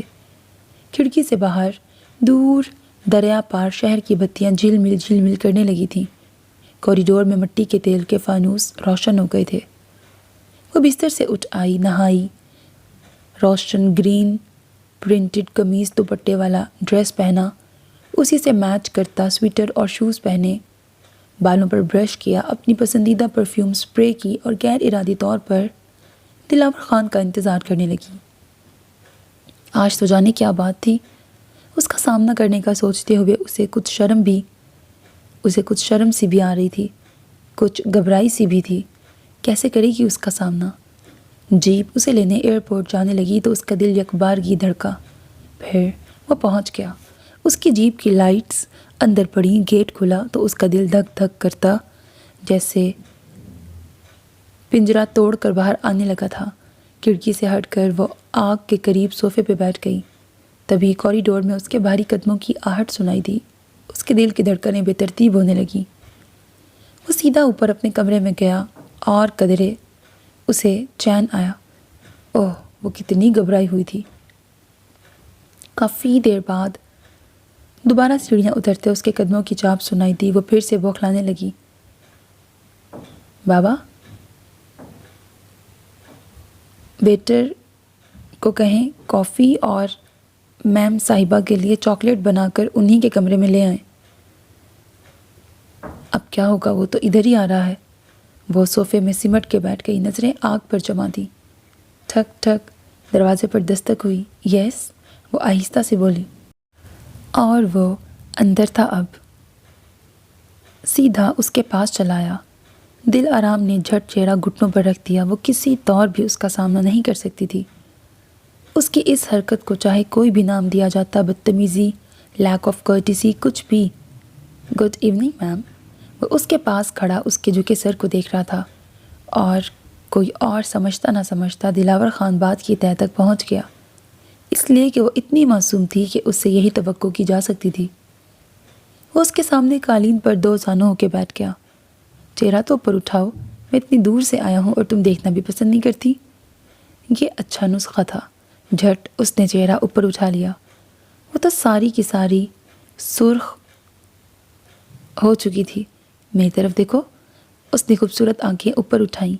چند پل وہ بغور اس کی آنکھوں میں دیکھتا رہا۔ دلاور خان کی آنکھوں میں کہانیاں تھیں، داستانیں تھیں۔ پلکوں کے ساتھ ساتھ اس کا سر بھی جھک گیا۔ ہے، میرا حال ہی پوچھو گی؟ نہیں، اس نے سر نفی میں ہلایا۔ پوچھ لو۔ نہیں، پوچھو نا۔ اور دل آرام خود کو سنبھالنے لگی۔ اس کا حال پوچھنا چاہیے تھا۔ کیا حال ہے آپ کا؟ وہ بمشکل بولی۔ حال؟ وہ اٹھ کھڑا ہوا، مقابل کی سیٹ پر بیٹھ گیا۔ میرا حال ٹھیک نہیں ہے۔ وہ بہت سنجیدگی سے بولا۔ جی؟ وہ کچھ سمجھی نہیں۔ پتہ نہیں کیوں کچھ بے قرار سا رہتا ہوں، بے چین سا۔ وہ اب بھی نظریں اٹھائے اسے دیکھ رہی تھی۔ بائی دا وے، تم نے مجھے یاد کیا تھا؟ اس کی سیاہ جھالری پلکیں یکبارگی جھک گئیں۔ یہ کیسا سوال کیا تھا اس نے؟ وہ خاموش رہی۔ کہتی بھی کیا؟ بتاؤ نا۔ وہ اس کے جھکے سر کو اپنائیت سے دیکھ رہا تھا۔ وہ اب بھی چپ تھی۔ ویسے میں نے تمہیں بہت مس کیا تھا، وہ دھیرے سے بولا۔ اس کی نظریں اوپر اٹھیں، چپ چاپ اسے دیکھنے لگی۔ یاد کیا تھا مجھے؟ اس نے پھر پوچھا، اور پتہ نہیں کیسے دل آرام نے سر اس بات میں ہلا دیا۔ کتنا یاد کیا تھا؟ مجھے نہیں پتا، وہ آہستگی سے بولی۔ پتہ ہے میں نے کتنا یاد کیا تھا؟ وہ خاموشی سے اسے دیکھ رہی تھی۔ خوبصورت آنکھوں میں سوال ضرور تھا، اتنا کہ سنبھال نہیں سکو گی۔ صبح سے جو وہ سوچ رہی تھی، کیا وہ بھی اسے پسند کرتا ہوگا؟ دلاور خان نے اس کی مشکل چند منٹوں میں حل کر دی۔ دل آرام نے دیکھا یہ نہانے کے بعد وہ نکھرا اور فریش لگ رہا تھا۔ چہرے پر خوشی اور طمانینت کی دمک تھی اور اس کے مخصوص پرفیوم کی مدھر خوشبو کمرے میں مہک رہی تھی۔ دروازے پر دستک ہوئی۔ یس، دلاور خان بولا اور دونوں ہاتھوں میں ٹرے تھامے بابا اندر آ گئے۔ میز پر دل آرام کے آگے چاکلیٹ اور دلاور خان کے آگے کافی رکھ دی اور خالی ٹرے لیے واپس چل دیے۔ کافی اور چاکلیٹ کے ساتھ چکن سینڈوچز اور چیز کیک تھا۔ دونوں نے ایک ایک سینڈوچ لیا اور اپنا اپنا مگ اٹھا لیا۔ میں تمہارے گھر گیا تھا، وہ دھیمے لہجے میں گویا ہوا۔ وہ کچھ حیرانگی سے اسے دیکھنے لگی۔ اندر نہیں گیا تھا، تم نے بتایا تھا نا، تمہاری اسٹیپ مدر اور ماموں ہوتے ہیں وہاں، سو یوں ہی وہاں سے گزرا۔ خوش قسمتی سے اسی وقت ایک ادھیڑ عمر عورت تمہارے گھر کے گیٹ سے باہر نکلتی دکھائی دی۔ تم نے ایک بار کہا تھا نا تمہاری ماما شفقت بہت موٹی ہیں، 50-55 کی عمر ہے، مجھے لگا وہی تھی۔ وہ کچھ آگے گئیں تو میں پیچھے ہو لیا، مجھے ان سے بہت کچھ معلوم ہو سکتا تھا۔ تمہیں ختم سمجھ کر تمہاری اسٹیپ مدر اور ماموں کا رد عمل وغیرہ۔ ایک جگہ گاڑی ان کے قریب آہستہ کرتے ہوئے میں نے کہا ماما، وہ فوراً رخ موڑ کر مجھے دیکھنے لگی۔ ماما، میں انکل آصف خان کے دوست دلدار خان کا بیٹا ہوں، میں نے احتیاطاً کہا۔ وہ بہت خوش ہوئی، آنکھوں میں آنسو آ گئے۔ ماما، آپ میرے ساتھ گاڑی میں بیٹھیں، مجھے آپ سے انکل اور ان کے خاندان کے بارے میں کچھ باتیں کرنی ہیں۔ وہ فوراً بیٹھ گئیں۔ دلاور خان نے خالی مگ میز پہ رکھا، جیب سے سگریٹ نکالا۔ میں آئی اسموک میم؟ لائٹر سے سلگانے سے پہلے اس نے دل آرام سے اجازت ضروری سمجھی۔ جی، وہ آہستہ سے بولی۔ گو وہ کبھی بھی سگریٹ کے فیور میں نہیں تھی۔ تھینک یو، اس نے سگریٹ سلگایا۔ تمہیں سگریٹ اچھا لگتا ہے؟ کچھ سوچتے سوچتے اس نے پوچھا۔ نہیں، پھر تم نے کیوں مجھے اجازت دی؟ اس نے فوراً سگریٹ اپنی کافی کے مگ میں بجھا دیا۔ آپ کو اچھا لگتا ہے نا؟ تم منع کر دیتی مجھے۔ میں کیسے منع کرتی؟ کتنی سبمسو تھی، کتنی اچھی تھی۔ چند لمحے جیسے وہ کچھ سوچنے لگا، کچھ یاد کرنے لگا۔ وہ موازنہ کرنے لگا اس لڑکی سے جو کبھی اس کی زندگی میں آئی تھی اور جسے اب وہ بہت دور چھوڑ آیا تھا۔ اسے سگریٹ پسند تھا، چین اسموکر تھی وہ۔ ایک لڑکی ہونے کے ناطے وہ منع کرتا تو اسے تقیانوسی کہتی۔ اس نے آہستہ سے اس کا ہاتھ اپنے دونوں ہاتھوں میں لے لیا۔ تم مجھے منع کر دیا کرو، اگر میں کچھ غلط کروں مجھے اچھا لگے گا۔ وہ بہت اپنائیت سے بولا۔ وہ سر جھکائے خاموشی سے بیٹھی تھی۔ منع کرو گی نا؟ ہاں، سرخ سی وہ سر اسپات میں ہلاتے ہوئے بولی، اور اس نے دھیرے سے اس کا ہاتھ اپنے ہونٹوں سے چھو لیا۔ دل آرام کی پلکیں گرنے اٹھنے لگیں۔ دلاور خان مسکرا دیا ہولے سے۔ اچھا، بات تو ادھوری رہ گئی تمہاری ماما کی۔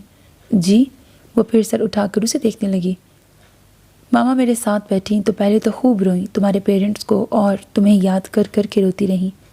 پھر کہنے لگی، ہمارے صاحب تھوڑا عرصہ قبل بڑی بیگم صاحبہ اور دل آرام بی بی کو سیر کے لیے ولایت لے جانے لگے تو کوئی بھی نہ بچا بیٹا، سب ختم ہو گئے۔ میں بھی بوریا بستر باندھ کر جانے کا سوچ رہی ہوں۔ وہ چہرے رہے نہیں جو ماما ماما کہہ کر تھکتے نہ تھے۔ چھوٹی بیگم صاحب کہتی ہیں، اے کمبخت، اے بدبخت، میرا نام اب یہ پڑ گیا ہے۔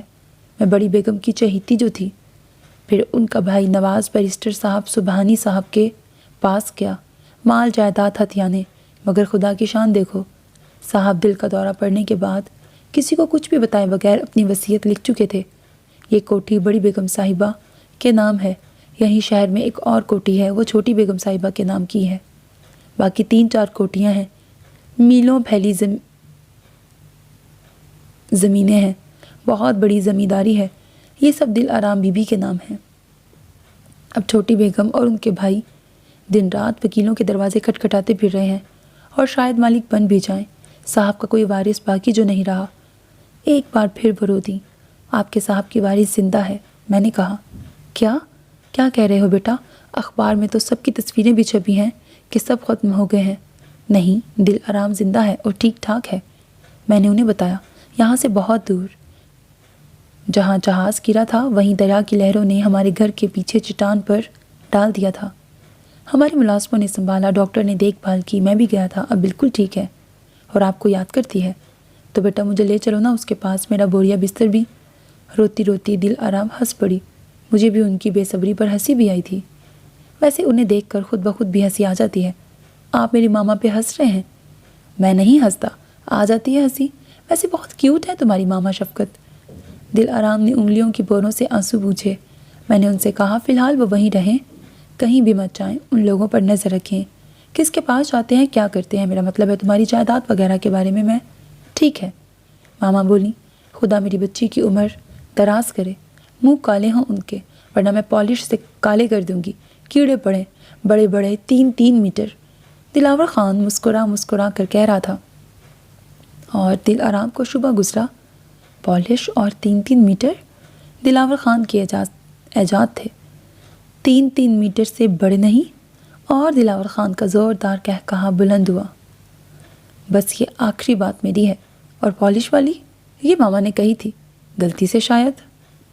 اور دل آرام اس کے سفید جھوٹ پر خوبصورتی سے ہنستی۔ اچھا پھر کیا ہوا؟ پھر میں نے انہیں کہہ دیا کہ وہ تمہارا ذکر ابھی کسی سے مت کریں اور نہ ہی مجھ سے ملنے کی بات کریں۔ میں نے کہا میں دوبارہ آؤں گا اور آپ مجھے اسی جگہ ملیں۔ ان کی خوشی کا ٹھکانہ نہ تھا، خوش گاڑی سے اتر گئیں۔ میں کسی سے ذکر نہیں کروں گی کسی بھی قسم کا، بس تم آ کر مجھے لے جاؤ یہاں سے کسی بھی طرح، اور ہاں ان لوگوں کو بھی چلتا کرو یہاں سے۔ پھر رازداری سے میرے کان کے قریب ہوئی، ان کا کچھ ہو سکتا ہے نا؟ دل آرام بی بی کو اپنا سب کچھ مل جائے گا نا؟ ہاں کیوں نہیں، اول تو اسے دیکھتے ہی یہ لوگ ہر چیز سے دستبردار ہو جائیں گے، اور اگر کچھ گڑبڑ کی بھی تو باقاعدہ قانون موجود ہے، آپ فکر مت کریں، یہ کوئی مشکل کام نہیں۔ وہ مطمئن ہو کر چل دی۔ آپ بہت اچھے ہیں، دل آرام دھیرے سے بولی، واقعی اچھا ہوں۔ دل آرام نے آہستہ سے سر اسپات میں ہلا دیا، ہاتھ بڑھا کر دلاور خان اسے اپنی سیٹ پر لے آیا، آہستہ سے اپنے پہلو سے لگایا۔ I really like you. I realized that when I first met you, but I needed some time to think it over. I had to know you. I had to understand you. کیونکہ یہ میرا اپنے آپ سے وعدہ تھا کہ سوچ سمجھ کر ہی کوئی قدم اٹھاؤں گا، دھوکہ کھانے کی ہمت نہیں تھی مجھ میں، اسی لیے میں یہاں سے جلدی چلا گیا، وقت لینا ضروری تھا۔ اور پھر تمہاری ہر بات ہر حرکت پر میں نے جتنا سوچا اتنا ہی تمہیں انوسینٹ اور انیکسپیرینسڈ پایا، اور یہی سب میں چاہتا تھا ایک لڑکی میں۔ اس نے ہولے سے اپنے ہونٹ اس کے ماتھے پہ رکھے، وہ گم سم بیٹھی تھی۔ میں خود حیران ہوں، میرا تو خیال تھا میں زندگی میں کسی پر محبت کا اعتبار ہی کر نہ سکوں گا، مجھے تو نفرت ہو گئی تھی عورت سے، محبت سے، واہیات لگنے لگا تھا سب۔ اور دل آرام کو بابا کی باتیں یاد آ گئیں، لڑکی ذات سے اعتبار ہی اٹھ گیا ہے چھوٹے مالک کا۔ دلاور خان نے گہرا سانس لیا، ایک نظر غور سے اسے دیکھا۔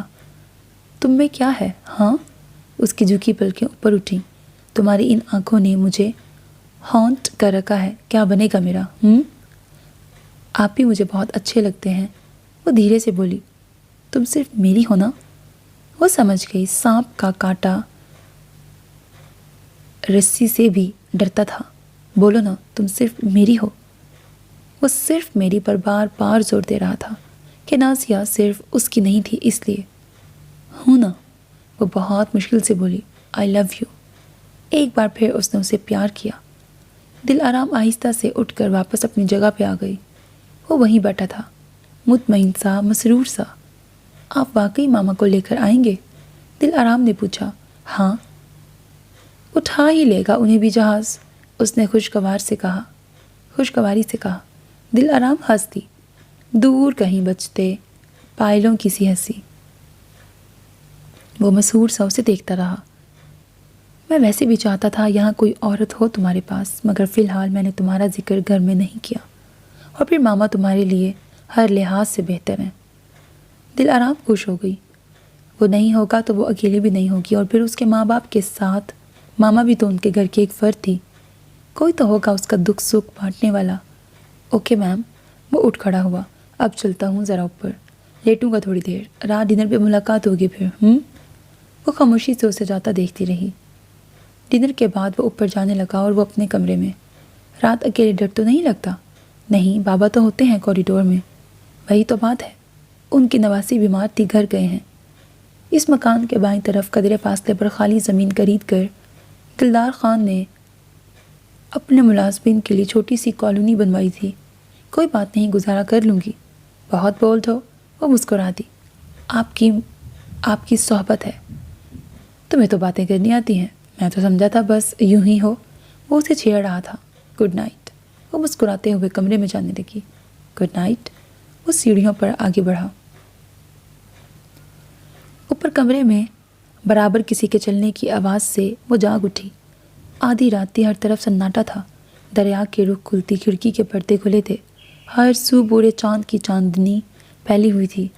دریا میں منعکس ہوتا چاند، دریا کا پانی، چٹان سب صاف نظر آ رہے تھے، پر سب جیسے تلسم زدہ تھے۔ وہ کچھ گھبرا سی گئی۔ قدموں کی چاپ تو ظاہر ہے دلاور خان کی تھی، مگر اٹھتے ہوئے اس نے کھڑکی کے پردے برابر کر دیے۔ اب اسے کچھ سکون سا ہوا۔ دوبارہ آ کر وہ بستر پہ لیٹ گئی۔ کمرے میں مدھم کیے ہوئے لیمپ کی ملگجی سی روشنی ہو رہی تھی۔ قدموں کی چاپ رک گئی تھی۔ دلاور خان شاید سونے لگا تھا۔ تھوڑی دیر میں اس کی بھی آنکھ لگ گئی۔ اچانک جیسے بھونچال سا آ گیا تھا، وہ دوبارہ اٹھ بیٹھی۔ دل زور زور سے دھڑکنے لگا۔ اس نے غور کیا، اس کی کھڑکی کے ساتھ والے کا داور درخت میں سرسراہٹ ہو رہی تھی۔ اٹھتے ہوئے وہ ڈرتے ڈرتے کھڑکی تک گئی۔ پردہ قدرے کھسکایا۔ اب بھونچال رک گیا تھا، البتہ درخت کی شاخیں اب بھی ہل رہی تھیں۔ پتہ نہیں کیا تھا۔ پردہ بند کرتے ہوئے واپس بستر پہ آ گئی۔ اتنے میں زور سے بلی کے گرانے کی آواز آئی اور ساتھ ہی جیسے درخت میں الجھتی ہوئی وہ اس کی کھڑکی پر آ گری۔ وہ پہلی پہلی نظروں سے کھڑکی کی طرف دیکھنے لگی۔ اس دریا اور اس لمبے گھنے درخت سے اسے ویسے بھی وحشت ہوتی تھی۔ آہستہ قدم چلتی وہ کھڑکی کے پاس آ گئی۔ دھیرے سے پردہ کھسکایا اور اسے دیکھتے ہی کھڑکی سے لٹکی یہ بڑی بلی زور سے گرائی اور دل آرام چیختی ہوئی کمرے سے کوریڈور میں آ نکلی۔ بابا، بابا! اسے اس افراتفری میں یہ یاد ہی نہیں رہا تھا کہ آج بابا گھر گئے ہیں۔ کیا بات ہے؟ رات کے بے ترتیب کپڑوں پر گاؤن لیتے ہوئے دلاور خان اوپر سیڑھیوں کی لینڈنگ پر آتا نہایت اطمینان سے بولا۔ وہ جیسے آگے بولنا ہی بھول گئی۔ دلاور خان نے ہنسی بمشکل روک رکھی تھی۔ وہ کیا ہے؟ وہ نیچے آ گیا۔ وہ اتنی بڑی بلی کھڑکی میں، اس کی حسین آنکھیں اب بھی دہشت سے پھیلی ہوئی تھیں۔ آؤ دیکھیں کیا ہے۔ اس نے اس کی کمر تھپتھپائی۔ میں نہیں جاؤں گی، میں تمہارے ساتھ ہوں نا۔ وہ اسے کسی طرح اندر لے ہی گیا۔ لیمپ کی روشنی تیز کر دی، کچھ تو ویرانی کم ہوئی۔ دلاور خان کھڑکی کی طرف گیا، پردہ ہٹانے لگا۔ دل آرام نے جلدی سے پیٹ کر کے آنکھوں پر ہاتھ رکھ لیا۔ کیا ہے؟ پردہ ہٹاتے ہوئے اس نے کہا۔ وہ بلی اب درخت پر بیٹھی تھی۔ دلاور خان نے پردہ بند کر دیا، اس کے پاس چلا آیا۔ تم نے تو کہا تھا آپ کی صحبت ہے۔ میری یہ صحبت ہے کہ بلی سے بھی ڈرو؟ بیچاری فٹ بھر کی بلی۔ مسکراتے ہوئے اس نے سر ہلایا۔ درخت بھی سارا ہل رہا تھا اور دلاور خان زور سے ہنس دیا۔ کمرے میں آپ کے قدموں کی چاپ سے بھی مجھے ڈر لگ رہا تھا۔ اور دلاور خان ہنستا چلا گیا۔ دل آرام کو شک سا گزرا، یہ سب آپ تو نہیں کر رہے تھے؟ اور وہ مزید ہنس دیا۔ لیکن اس کا یہ مطلب تو نہیں تھا کہ تم اتنا ڈر جاؤ کہ بابا بابا چیختی ہوئی کمرے سے نکل پڑو۔ اگر مجھے کچھ ہو جاتا تو؟ بھائی صرف 2-4 قدم اٹھائے تھے پوری اسرار سے، پھر کھڑکی سے ہاتھ نکال کر درخت ہلایا تھا زور سے، پھر کچن سے پکڑ کے بلی لڑکھائی تھی درخت میں آہستہ سے۔ تم اس سے بھی ڈرو گی، اتنا زیادہ مجھے کیا پتا تھا؟ وہ بات چبا چبا کے کہہ رہا تھا۔ چلو شاباش، اب سو جاؤ۔ اس کمرے میں؟ ہاں، اکیلے؟ تو میں اپنا بستر لے آتا ہوں۔ بس کریں اب، تو پھر سو جاؤ نا۔ اب تو چاہے دنیا ادھر کی ادھر ہو جائے، میں نہیں سونے والی۔ واہ میری جان! اس نے پاس کھڑی دل آرام کو پیار کر لیا، پھر آگے بڑھا۔ انگیٹھی میں رکھی لکڑیوں پر مٹی کا تیل ڈالا، دیا سلائی سے آگ جلائی۔ زندگی اور حرارت کا احساس دلاتے شعلے بلند ہونے لگے۔ وہ صوفے پہ بیٹھ گیا۔ بیٹھو، اس نے مقابل والے صوفے کی طرف اشارہ کیا۔ وہ آہستہ سے بیٹھ گئی۔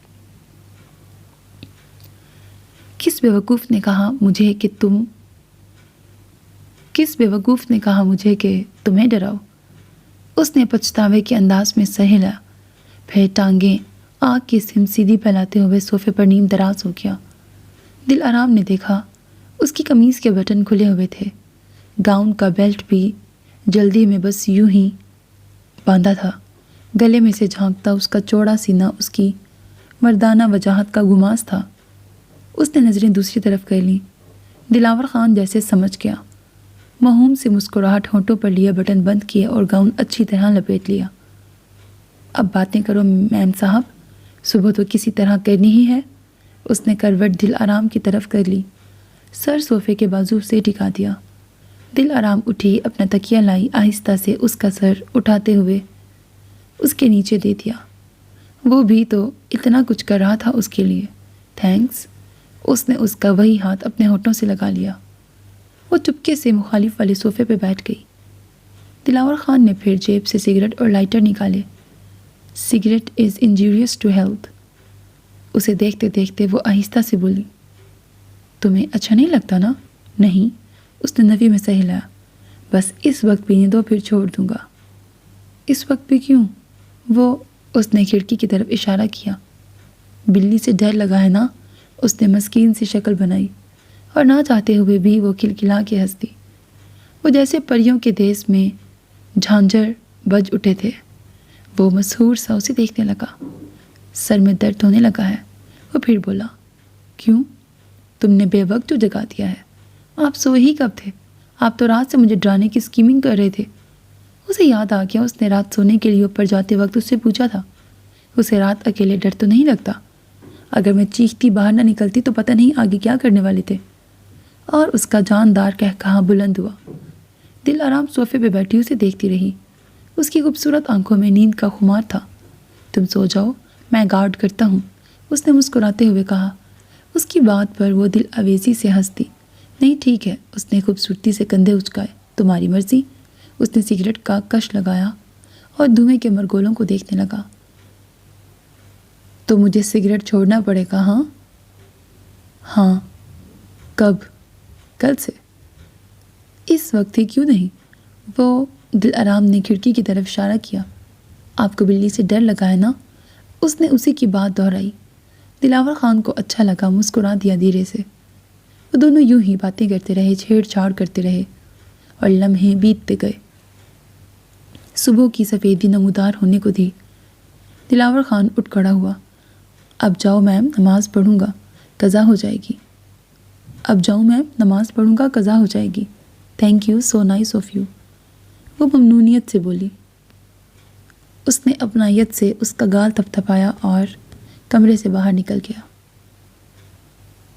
مطلع آج بھی صاف تھا، آسمان نکھرا نکھرا تھا۔ سفید بادل کا ایک آوارہ ٹکڑا یہاں سے وہاں بھٹک رہا تھا اور تحت نظر پھیلی سرسوں نظروں کو بلی لگ رہی تھی۔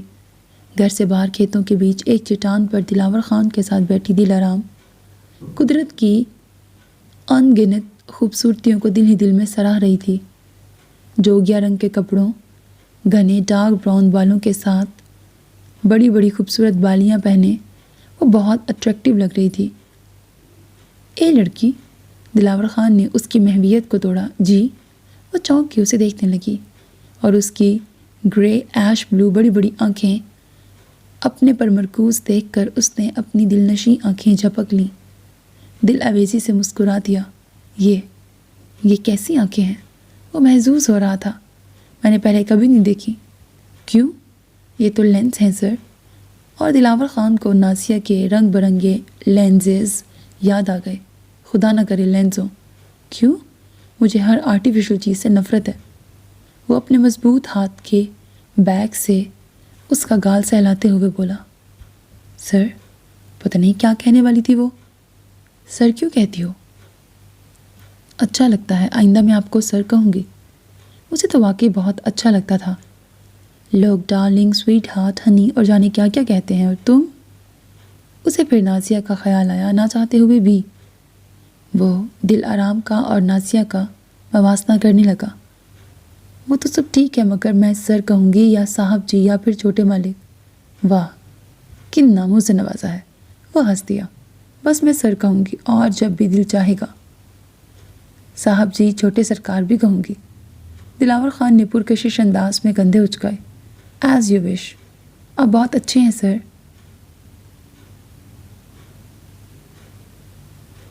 ایک کام تو کرو۔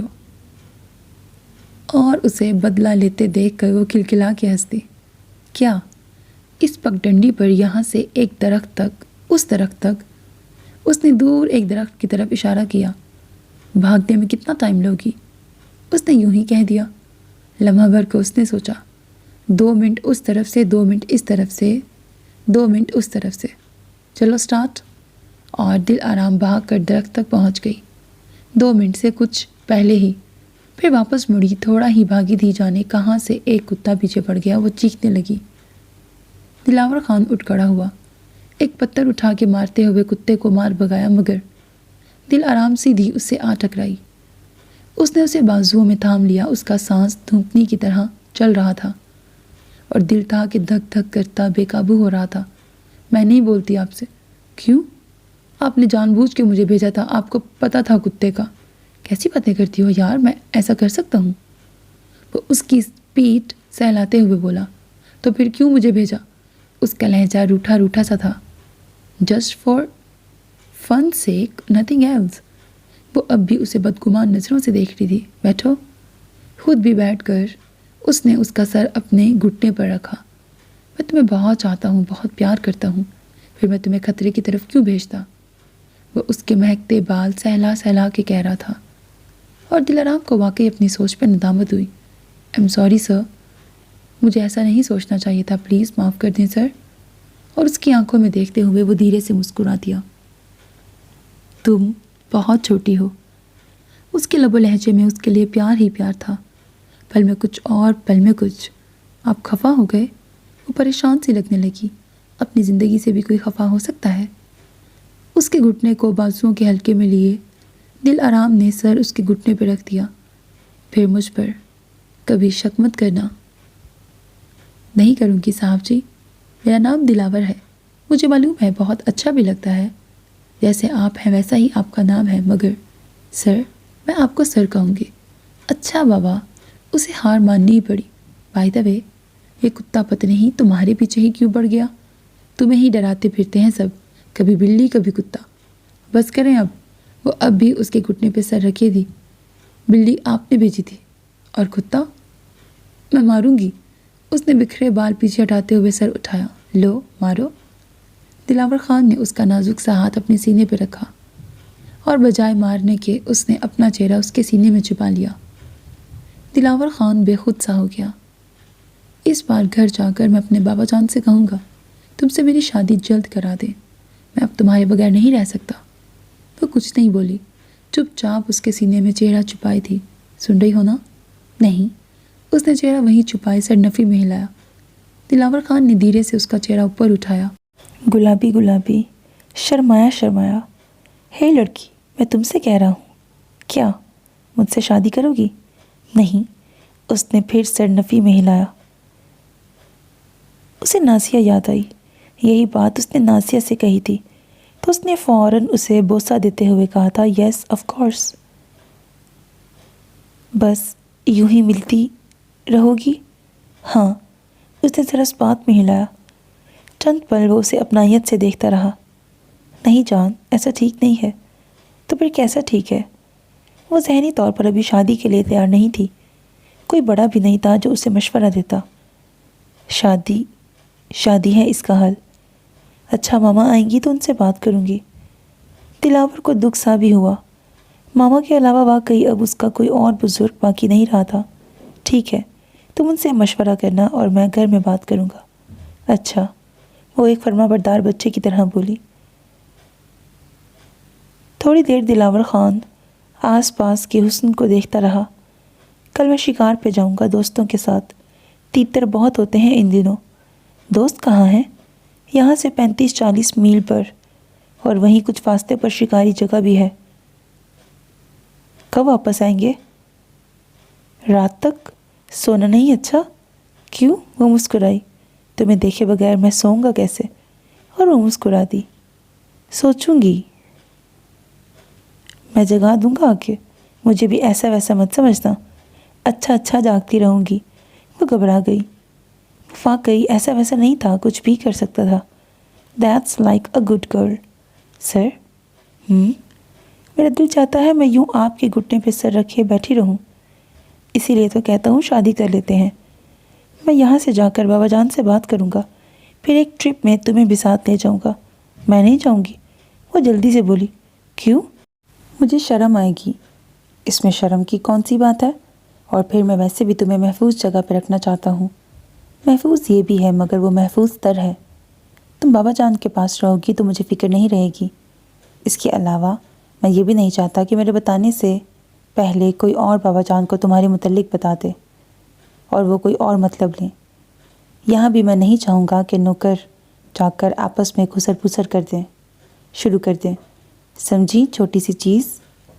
کچھ۔ وہ اب بھی وہیں سر رکھے تھی۔ اب چلیں جانے من؟ کہاں؟ اندر؟ گھر؟ اچھا چلو، میرا بھی دل ابھی گھر جانے کو نہیں کرتا۔ ایک ملازم ایک طرف سے گزرتا ہے تو دوسرا دوسری طرف سے، اکٹھے بیٹھنا بھی لگتا ہے کوئی چوری کر رہے ہیں۔ چلتے ہیں اس پار۔ اس نے پر رونق شہر کی طرف اشارہ کیا۔ لنچ ادھر ہی کریں گے۔ یہ ٹھیک ہے۔ سر اٹھاتے ہوئے وہ بچوں کی طرح خوش ہو کے بولی۔ چلیں؟ دونوں گھر کی طرف آنے لگے، پھر جیپ میں ساحل تک، اور ساحل سے اپنی بوٹ میں دونوں اس پار پہنچ گئے۔ سارا وقت گھومتے پھرتے رہے، شاپنگ کی، پھر لنچ کیا، دوپہر وہیں پارک میں ایک درخت کے سائے میں گزار دی اور تھکے تھکائے سے گھر لوٹ کر آئے۔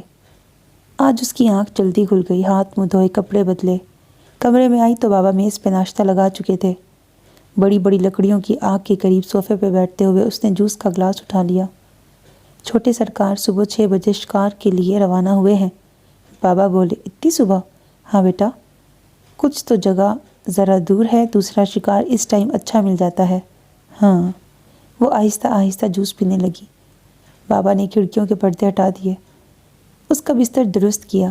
سردی ہے بیوی، پر موسم کھل گیا ہے، دن قدرے پھیل گئے ہیں۔ وہ بات نہیں رہی کہ ادھر صبح ہوئی ادھر شام۔ بابا ساتھ ساتھ بولتے بھی گئے۔ ہاں بابا، اچھا ہے نا بیٹا، کام کرنے کے لیے کچھ وقت مل جاتا ہے، ورنہ تو صبح سے شام تک کام کرو، ختم ہونے کا نام ہی نہیں لیتا تھا۔ اب تو دوپہر کو چند گھڑی آرام کے لیے بھی مل جاتے ہیں۔ دریا کا منہ زور پانی کھڑکی کے قریب چٹان سے مسلسل سر ٹکرا رہا تھا۔ لگتا ہے پہاڑوں پر برف پگھلنا شروع ہو گئی ہے۔ دریا کا پانی کافی اونچا ہو رہا ہے 2-4 روز سے۔ بابا بولے۔ ٹوسٹ پر شہد لگاتے لگاتے وہ اٹھ کر کھڑکی کے پاس آ گئی۔ بابا، میں آج باہر دریا کی طرف جاؤں گی، میں کبھی نہیں گئی۔ بیٹے، دریا کنارے تو بہت اچھا لگتا ہے، سرونٹ کوارٹروں سے قدرے آگے نکل جاؤ، وہاں دریا کی طرف سیڑھیاں بنی ہیں، پھر بڑا سا پتھر ہے، سیڑھیاں اتر کر تم پتھر پہ بیٹھ کر دریا کا نظارہ کر سکتی ہو۔ اسے بہت اچھا لگا۔ میں ناشتہ کر کے ابھی جاتی ہوں۔ اس نے جلدی جلدی ناشتہ کیا، جیکٹ اور خوبصورت کیپ پہنی اور سرونٹ کوارٹرز کی طرف چل دی۔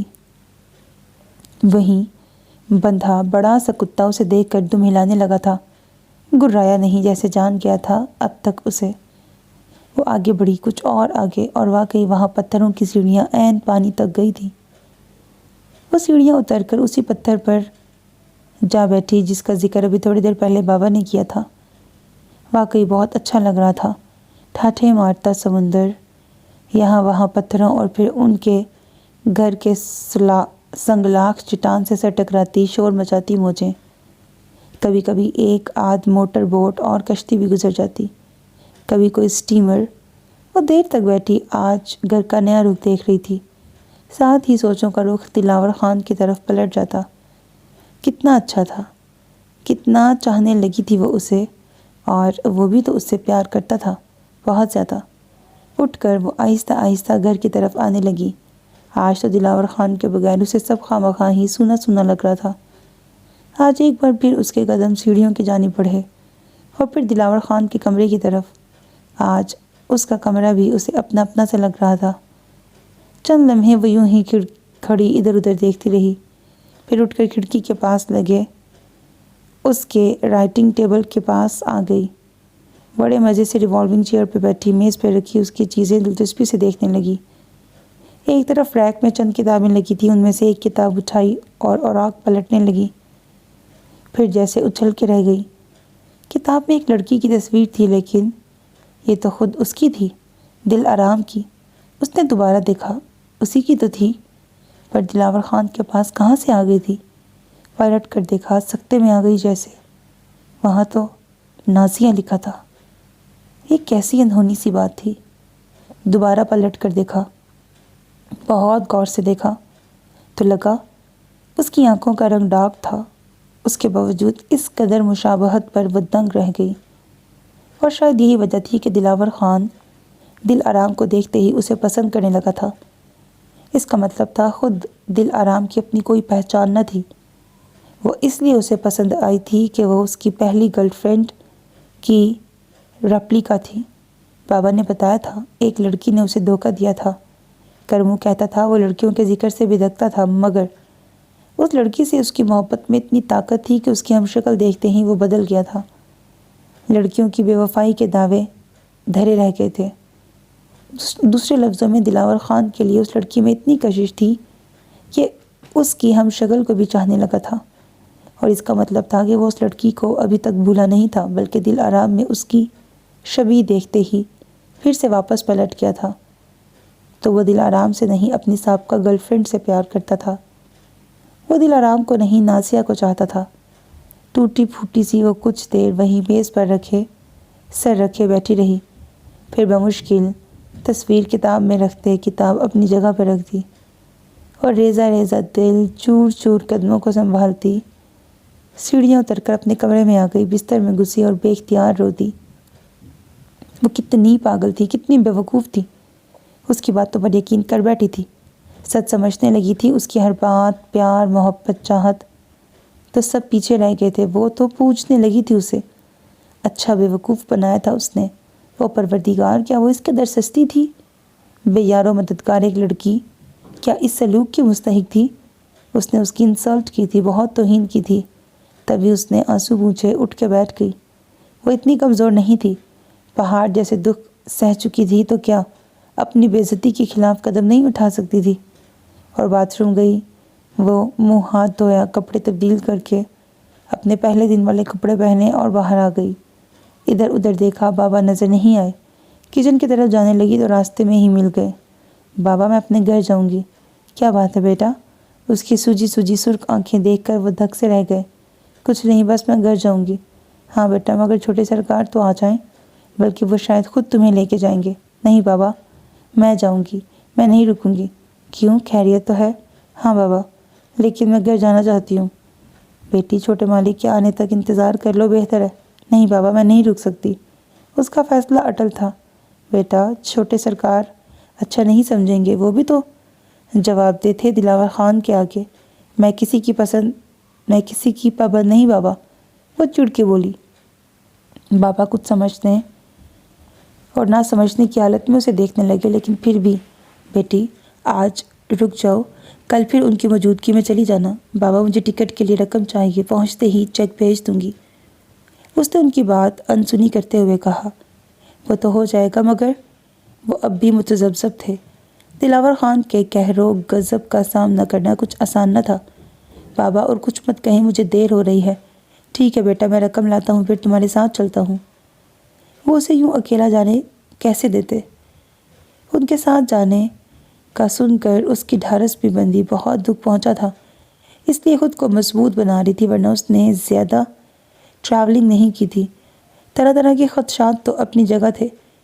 بابا جلدی ہی آ گئے۔ بابا، میں آپ کا یہ احسان کبھی نہیں بھولوں گی۔ کیسی باتیں کرتی ہو بیٹا؟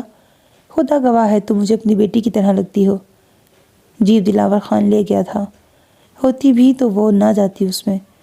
بہرحال بابا اسے کچھ فاصلے پر اپنی کالونی لے گئے، وہیں سے اسے کسی کی ایک ٹوٹی پھوٹی ٹیکسی پہ بٹھایا اور ساحل تک پہنچ گئے۔ بابا نے بتیرا کہا دلاور خان کی بوٹ پر جانے کو، مگر وہ نہیں مانی۔ کرائے پر آتی جاتی کشتیوں میں سے ایک پر بابا کو لیے چل دی۔ وہاں پہنچنے پر معلوم ہوا آج کوئی فلائٹ نہیں تھی۔ دل آرام نے کل 11 بجے کے لیے بکنگ کرائی اور ٹکٹ ساتھ لیے بابا کے ساتھ واپس آ گئی۔ باقی کا دن جو اس نے گزارا خدا ہی بہتر جانتا تھا۔ ایک ایک پل اس پہ بھاری گزر رہا تھا، لمحہ لمحہ اپنی بے عزتی کا احساس زور پکڑ رہا تھا۔ بابا کے بہت کہنے پر بھی اس نے دوپہر کا کھانا نہیں کھایا، بس بستر میں گھسی رہی۔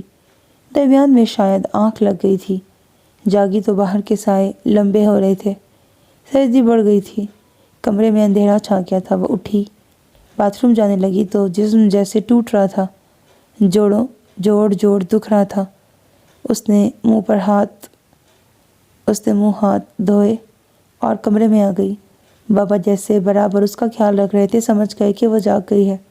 ٹھک ٹھک اس نے دروازے پر دستک دی۔ آ جائیں بابا۔ اور بابا شام کی چائے کے ساتھ فرنچ رولز اور سینڈوچز لے آئے تاکہ دوپہر کا کھانا بھی تو اس نے نہیں کھایا تھا۔ بابا میں کچھ نہیں لوں گی۔ بابا نے آگ جلائی، لیمپ روشن کیا، پردے برابر کیے۔ بیٹا کیسی باتیں کرتی ہو؟ اگر ایسی کوئی بات ہوئی بھی ہے تو؟ وہ سمجھ گئے تھے ضرور کچھ ہوا ہے، اتنا شدید کہ وہ یہ جگہ چھوڑ کر جانے پر مجبور ہوئی تھی۔ تو کیا تم بھوکی پیاسی رہو گی؟ چہرہ دیکھو، چند گھنٹوں میں لگتا ہے دنوں کی بیمار ہو۔ تم ہماری ذمہ داری پر ہو بیٹا، تمہارا خیال رکھنا ہمارا فرض ہے۔ اور بابا کی ہمدردی پاتے ہی اس کی آنکھیں بھیگ گئی۔ صوفے پر بیٹھتے ہوئے وہ بے اختیار رو دی۔ نہیں بیٹا روتے نہیں۔ پاس آ کے بابا نے اس کے سر پہ ہاتھ رکھا اور وہ مزید رونے لگی، پھوٹ پھوٹ کر۔ ساتھ ہی یہ احساس مارے جا رہا تھا کہ ابھی اور بھی کچھ دلاور خان کا سامنا کرنا تھا، جس کے لیے وہ بالکل غیر ضروری تھی، بوجھ تھی اس پہ۔ بابا کے بہت تسلی پر اس نے آنسو پونچھ لیے، مگر ان کے بہت اصرار پر بھی یہ نہیں بتایا کہ اس کی یہ حالت کیوں تھی۔ بیٹا یہ چائے لو ورنہ میں ناراض ہو جاؤں گا۔ بیٹا یہ چائے پی لو ورنہ میں ناراض ہو جاؤں گا۔ اور بابا کا یہ حربہ کامیاب رہا۔ بابا نے اس کے لیے کپ میں چائے ڈالی اور اس نے ان کی خاطر آہستہ آہستہ پی لی۔ تبھی اسے احساس ہوا اس کے سلگتے ذہن اور چور چور جسم کے لیے اس وقت چائے کی واقعی ضرورت تھی۔ کچھ بھی کھا لو، صبح کی بھوکی ہو۔ بس بابا میں لیٹوں گی، میرے جسم میں درد ہو رہا ہے، سر میں بھی سخت درد ہے۔ بابا نے جھٹ سے اس کے ماتھے پہ ہاتھ رکھا۔ دہک رہا ہے یہ تو بیٹا، مجھے شبہ تھا تمہیں بخار ہے، میں گولی لاتا ہوں۔ نہیں بابا کچھ مت لائیں، لیٹنے سے ٹھیک ہو جائے گا، لیکن تمہارا پیٹ بھی تو خالی ہے، کچھ کھاؤ گی تو گولی دوں؟ آرام کروں گی بابا تو ٹھیک ہو جائے گا۔ بابا لاجواب سے اسے دیکھتے رہے۔ اس کی آنکھیں جل رہی تھیں، سخت سردی لگ رہی تھی۔ وہ اٹھ کر بستر پہ چلی گئی۔ بابا نے اسے اچھی طرح کمبل اڑایا اور برتن لے کر کمرے سے باہر نکل گئے۔ رات 8 بجے بابا نے دستک دی، اس کا حال دریافت کیا، ڈنر کا پوچھا، مگر بابا اس وقت دل نہیں کر رہا۔ بابا پریشان سے واپس چل دیے۔ دلاور خان 9 بجے ہی آ گیا۔ زیادہ دیر کرتا تو یقیناً دل آرام سو جاتی اور اسے جگانا نامناسب تھا۔ ملازم جیپ میں سے شکار اور دوسرا سامان وغیرہ نکال رہے تھے اور وہ سیدھا اندر آ گیا۔ کوریڈور میں سے گزرنے لگا تو ایک پل کو رکا، کچھ سوچا اور پھر دھیرے سے دل آرام کے دروازے پر دستک دی۔ اس کی معصوم صورت دیکھ ہی وہ اپنے کمرے میں جانا چاہتا تھا۔ آ جائیں، اس کا خیال تھا۔ پھر بابا آئے تھے اور دلاور خان اندر آ گیا۔ سر سے لے کر پاؤں تک دھول میں اٹا اوور کوٹ میں وہ ہمیشہ کی طرح شاندار لگ رہا تھا۔ دل آرام نے نظریں دوسری طرف کر لیں۔ Good evening ma'am. وہ پاس چلا آیا۔ ہیلو، اس نے آہستہ سے کہا اور کمبل اپنے چہرے پر کھینچ لیا۔ وہ حیران سا ہوا، دل آرام کے چہرے پر ہمیشہ کی طرح کوئی خوشی نہیں ابھری تھی، نہ رنگ گلابی ہوا تھا، نہ پلکیں جھکی تھیں۔ کہیں اس کی طبیعت تو خراب نہیں تھی؟ دل آرام؟ اس نے اس کے ماتھے پر ہاتھ رکھ کر حرارت محسوس کرنی چاہی، مگر دل آرام نے آہستہ سے اس کا ہاتھ ہٹا دیا۔ وہ مزید حیران ہوا۔ دل آرام، کیا بات ہے؟ کچھ نہیں۔ اس کے الفاظ کسی بھی قسم کے جذبات سے عاری تھے۔ تمہیں کیا ہوا ہے؟ اس نے کوئی جواب نہیں دیا، چہرہ اب بھی کمبل سے ڈھکا تھا۔ طبیعت تو ٹھیک ہے نا؟ وہ مزید بولا۔ وہ اب بھی چپ رہی۔ میں نے کچھ کہا ہے؟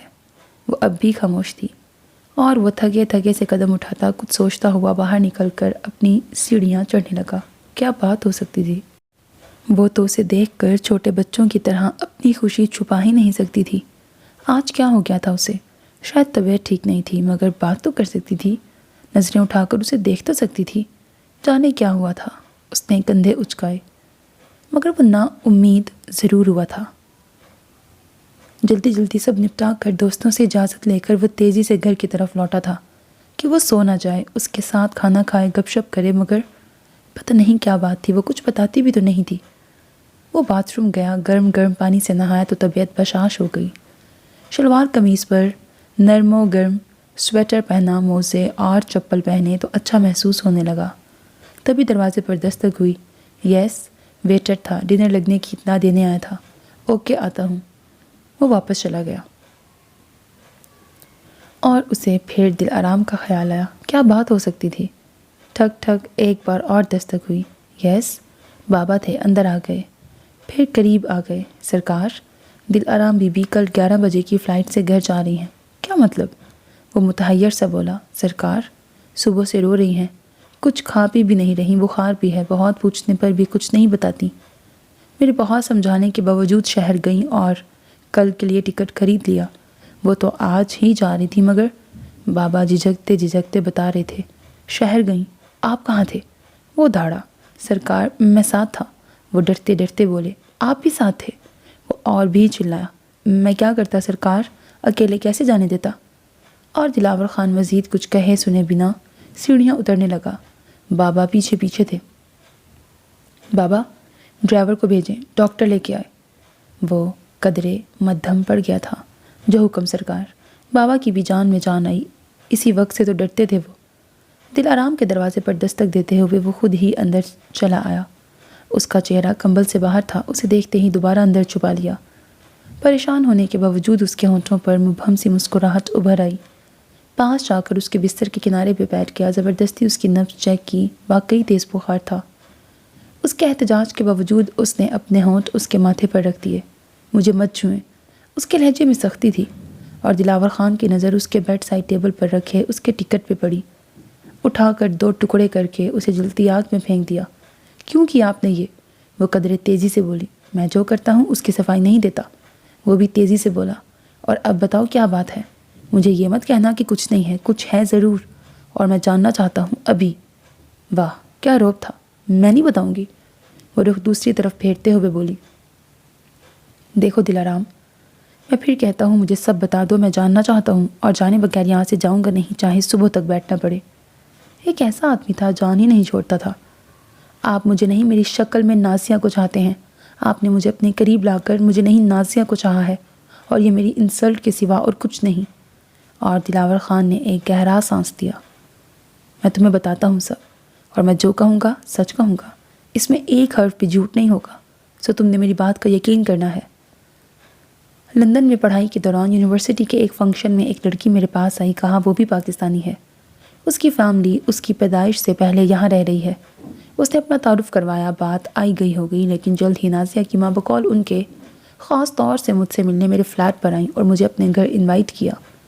اس طرح سے ہماری جان پہچان کی ابتدا ہوئی۔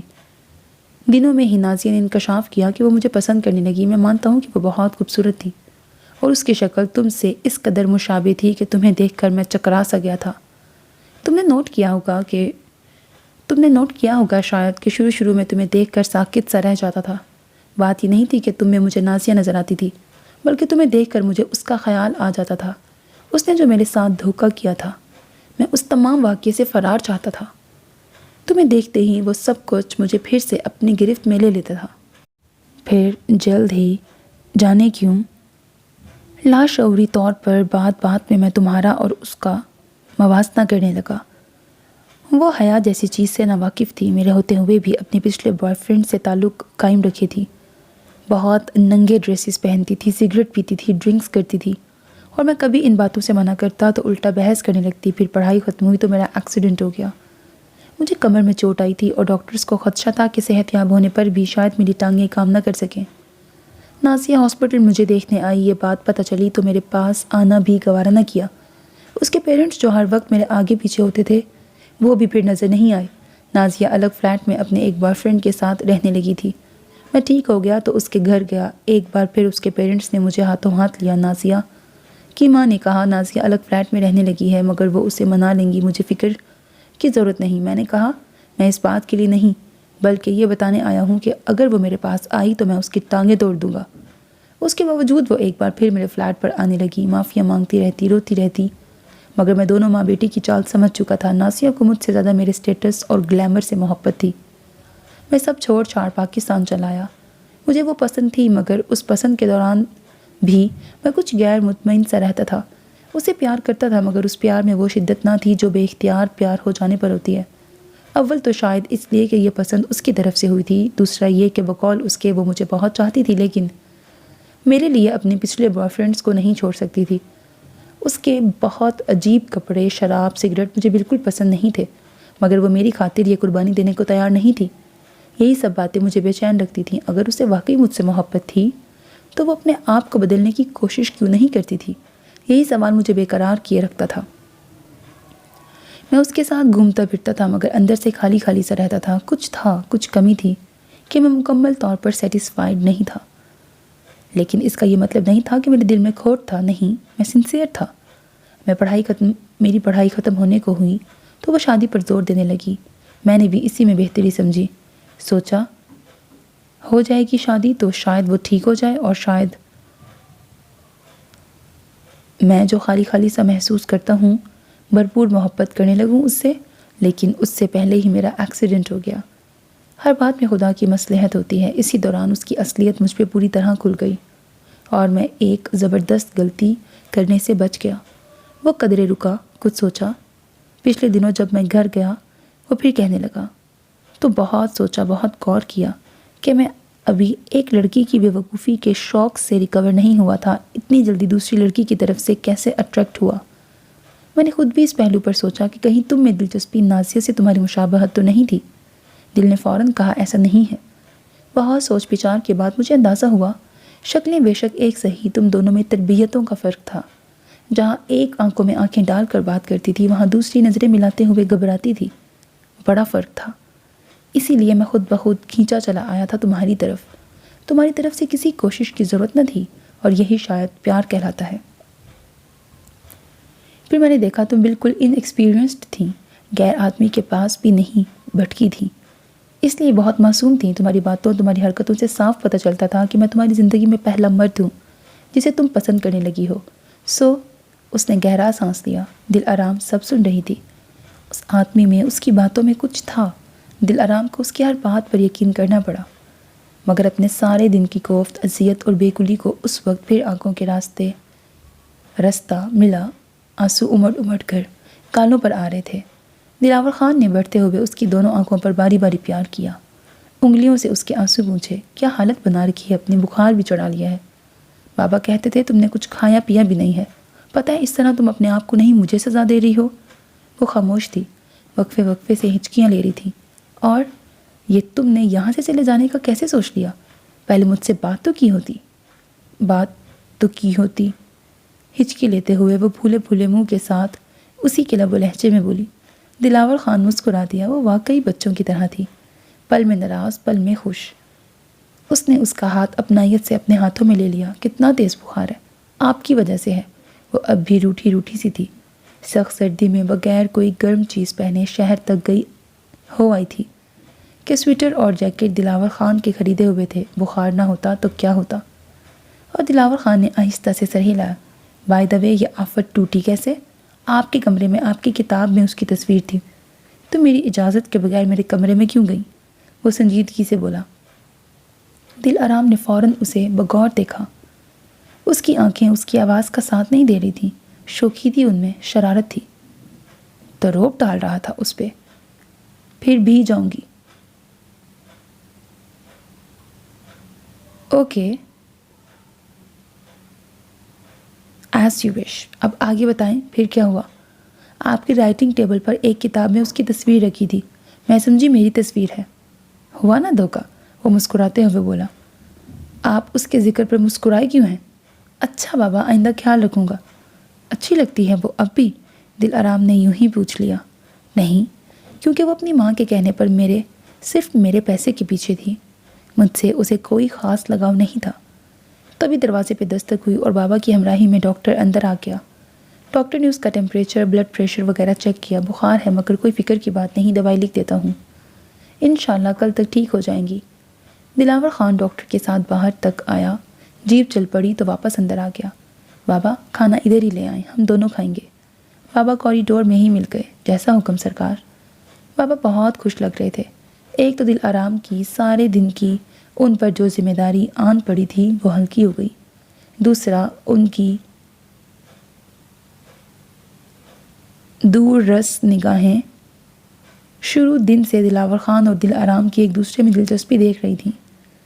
پتہ نہیں کیا بات تھی دل آرام میں کہ اس کو انہوں نے پہلے دن سے ہی اپنے چھوٹے سرکار کے لیے پسند کر لیا تھا. بابا کھانا لے آئے. میز پر دل آرام کے بستر کے قریب لگانا چاہا مگر اس نے منع کر دیا. بابا نے کھانا وہیں انگیٹھی کے پاس لگا دیا. سبزیاں تھیں اور تیتر جو یقیناً دلاور خان شکار کر کے لایا تھا. اس نے نوٹ کیا تھا وہ زیادہ تر سبزیاں کھاتا تھا یا پھر شکار کا گوشت، جیسے اسے اپنی صحت اور فزیک کا خاص خیال تھا. دونوں کھانا کھانے بیٹھ گئے. دلاور خان نے سفید شفاف نیپکن کھول کر دل آرام کے آگے بچھا دیا. ہر ڈش اسے خود سرو کی، پھر نوالا بنا کر اپنائیت سے اس کے منہ میں دیا.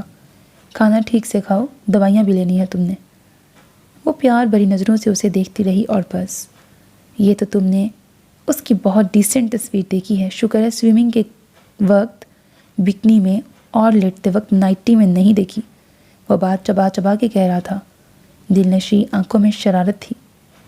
وہ آپ رکھیں، انڈے اور بچے دیں گے. اور دلاور خان کا جاندار کہا بلند ہوا. مذاق کرتا ہوں، میں نے اس کی ہر چیز کب کی جلا دی ہے. یہ تصویر پتہ نہیں کیسے رہ گئی تھی. شاید تمہیں مجھ سے لڑوانا تھا اس نے. دل آرام اسے دیکھ رہی تھی. کتنا چاہتی تھی وہ اسے. آئندہ نہیں لڑوں گی. وہ دھیرے سے بولی. تمہارا کیا بھروسہ؟ کیوں؟ مجھے بتائے بغیر ٹکٹ تک خرید لیا، کیسے بھروسہ کروں؟ اسے خیال آیا وہ اس قدر ڈپریسڈ ہو گئی تھی کہ پیدل اور جانے کن کن مرحلوں سے گزرتی اس پار شہر گئی تھی. ٹکٹ خریدنے اور اسے دل سے نکال دینے تک پر آمادہ ہو گئی تھی. اس قدر تکلیف پہنچی تھی اسے اپنے پیار میں کسی کو شریک دیکھ کر. اچھا آئندہ یہ ٹاپک ڈسکس ہی نہیں کریں گے، دل آرام نے کہا. یہ ہوئی نا بات، وہ خوشگواری سے بولا. دونوں کھانا کھا چکے تھے. دل آرام دوائی لے کر بستر میں لیٹ گئی. دلاور خان کے لیے بابا کافی لے آئے. بابا کوریڈور میں سوتے ہیں نا؟ وہ اپنی تسلی کی خاطر بولا. جی. وہ تھکی تھکی سی بولی. اگر وہ نہیں سوتے تو بتا دو، میں سو جاؤں گا.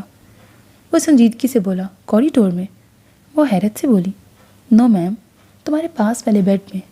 اس کی دلنشیں آنکھوں میں شوخی تھی، شرارت تھی. نو سر، آپ تشریف لے جائیں، بابا آتے ہی ہوں گے. وہ بھی اسی کے انداز میں بولی. اور واقعی بابا آ گئے انگیٹھی میں مزید لکڑیاں رکھنے.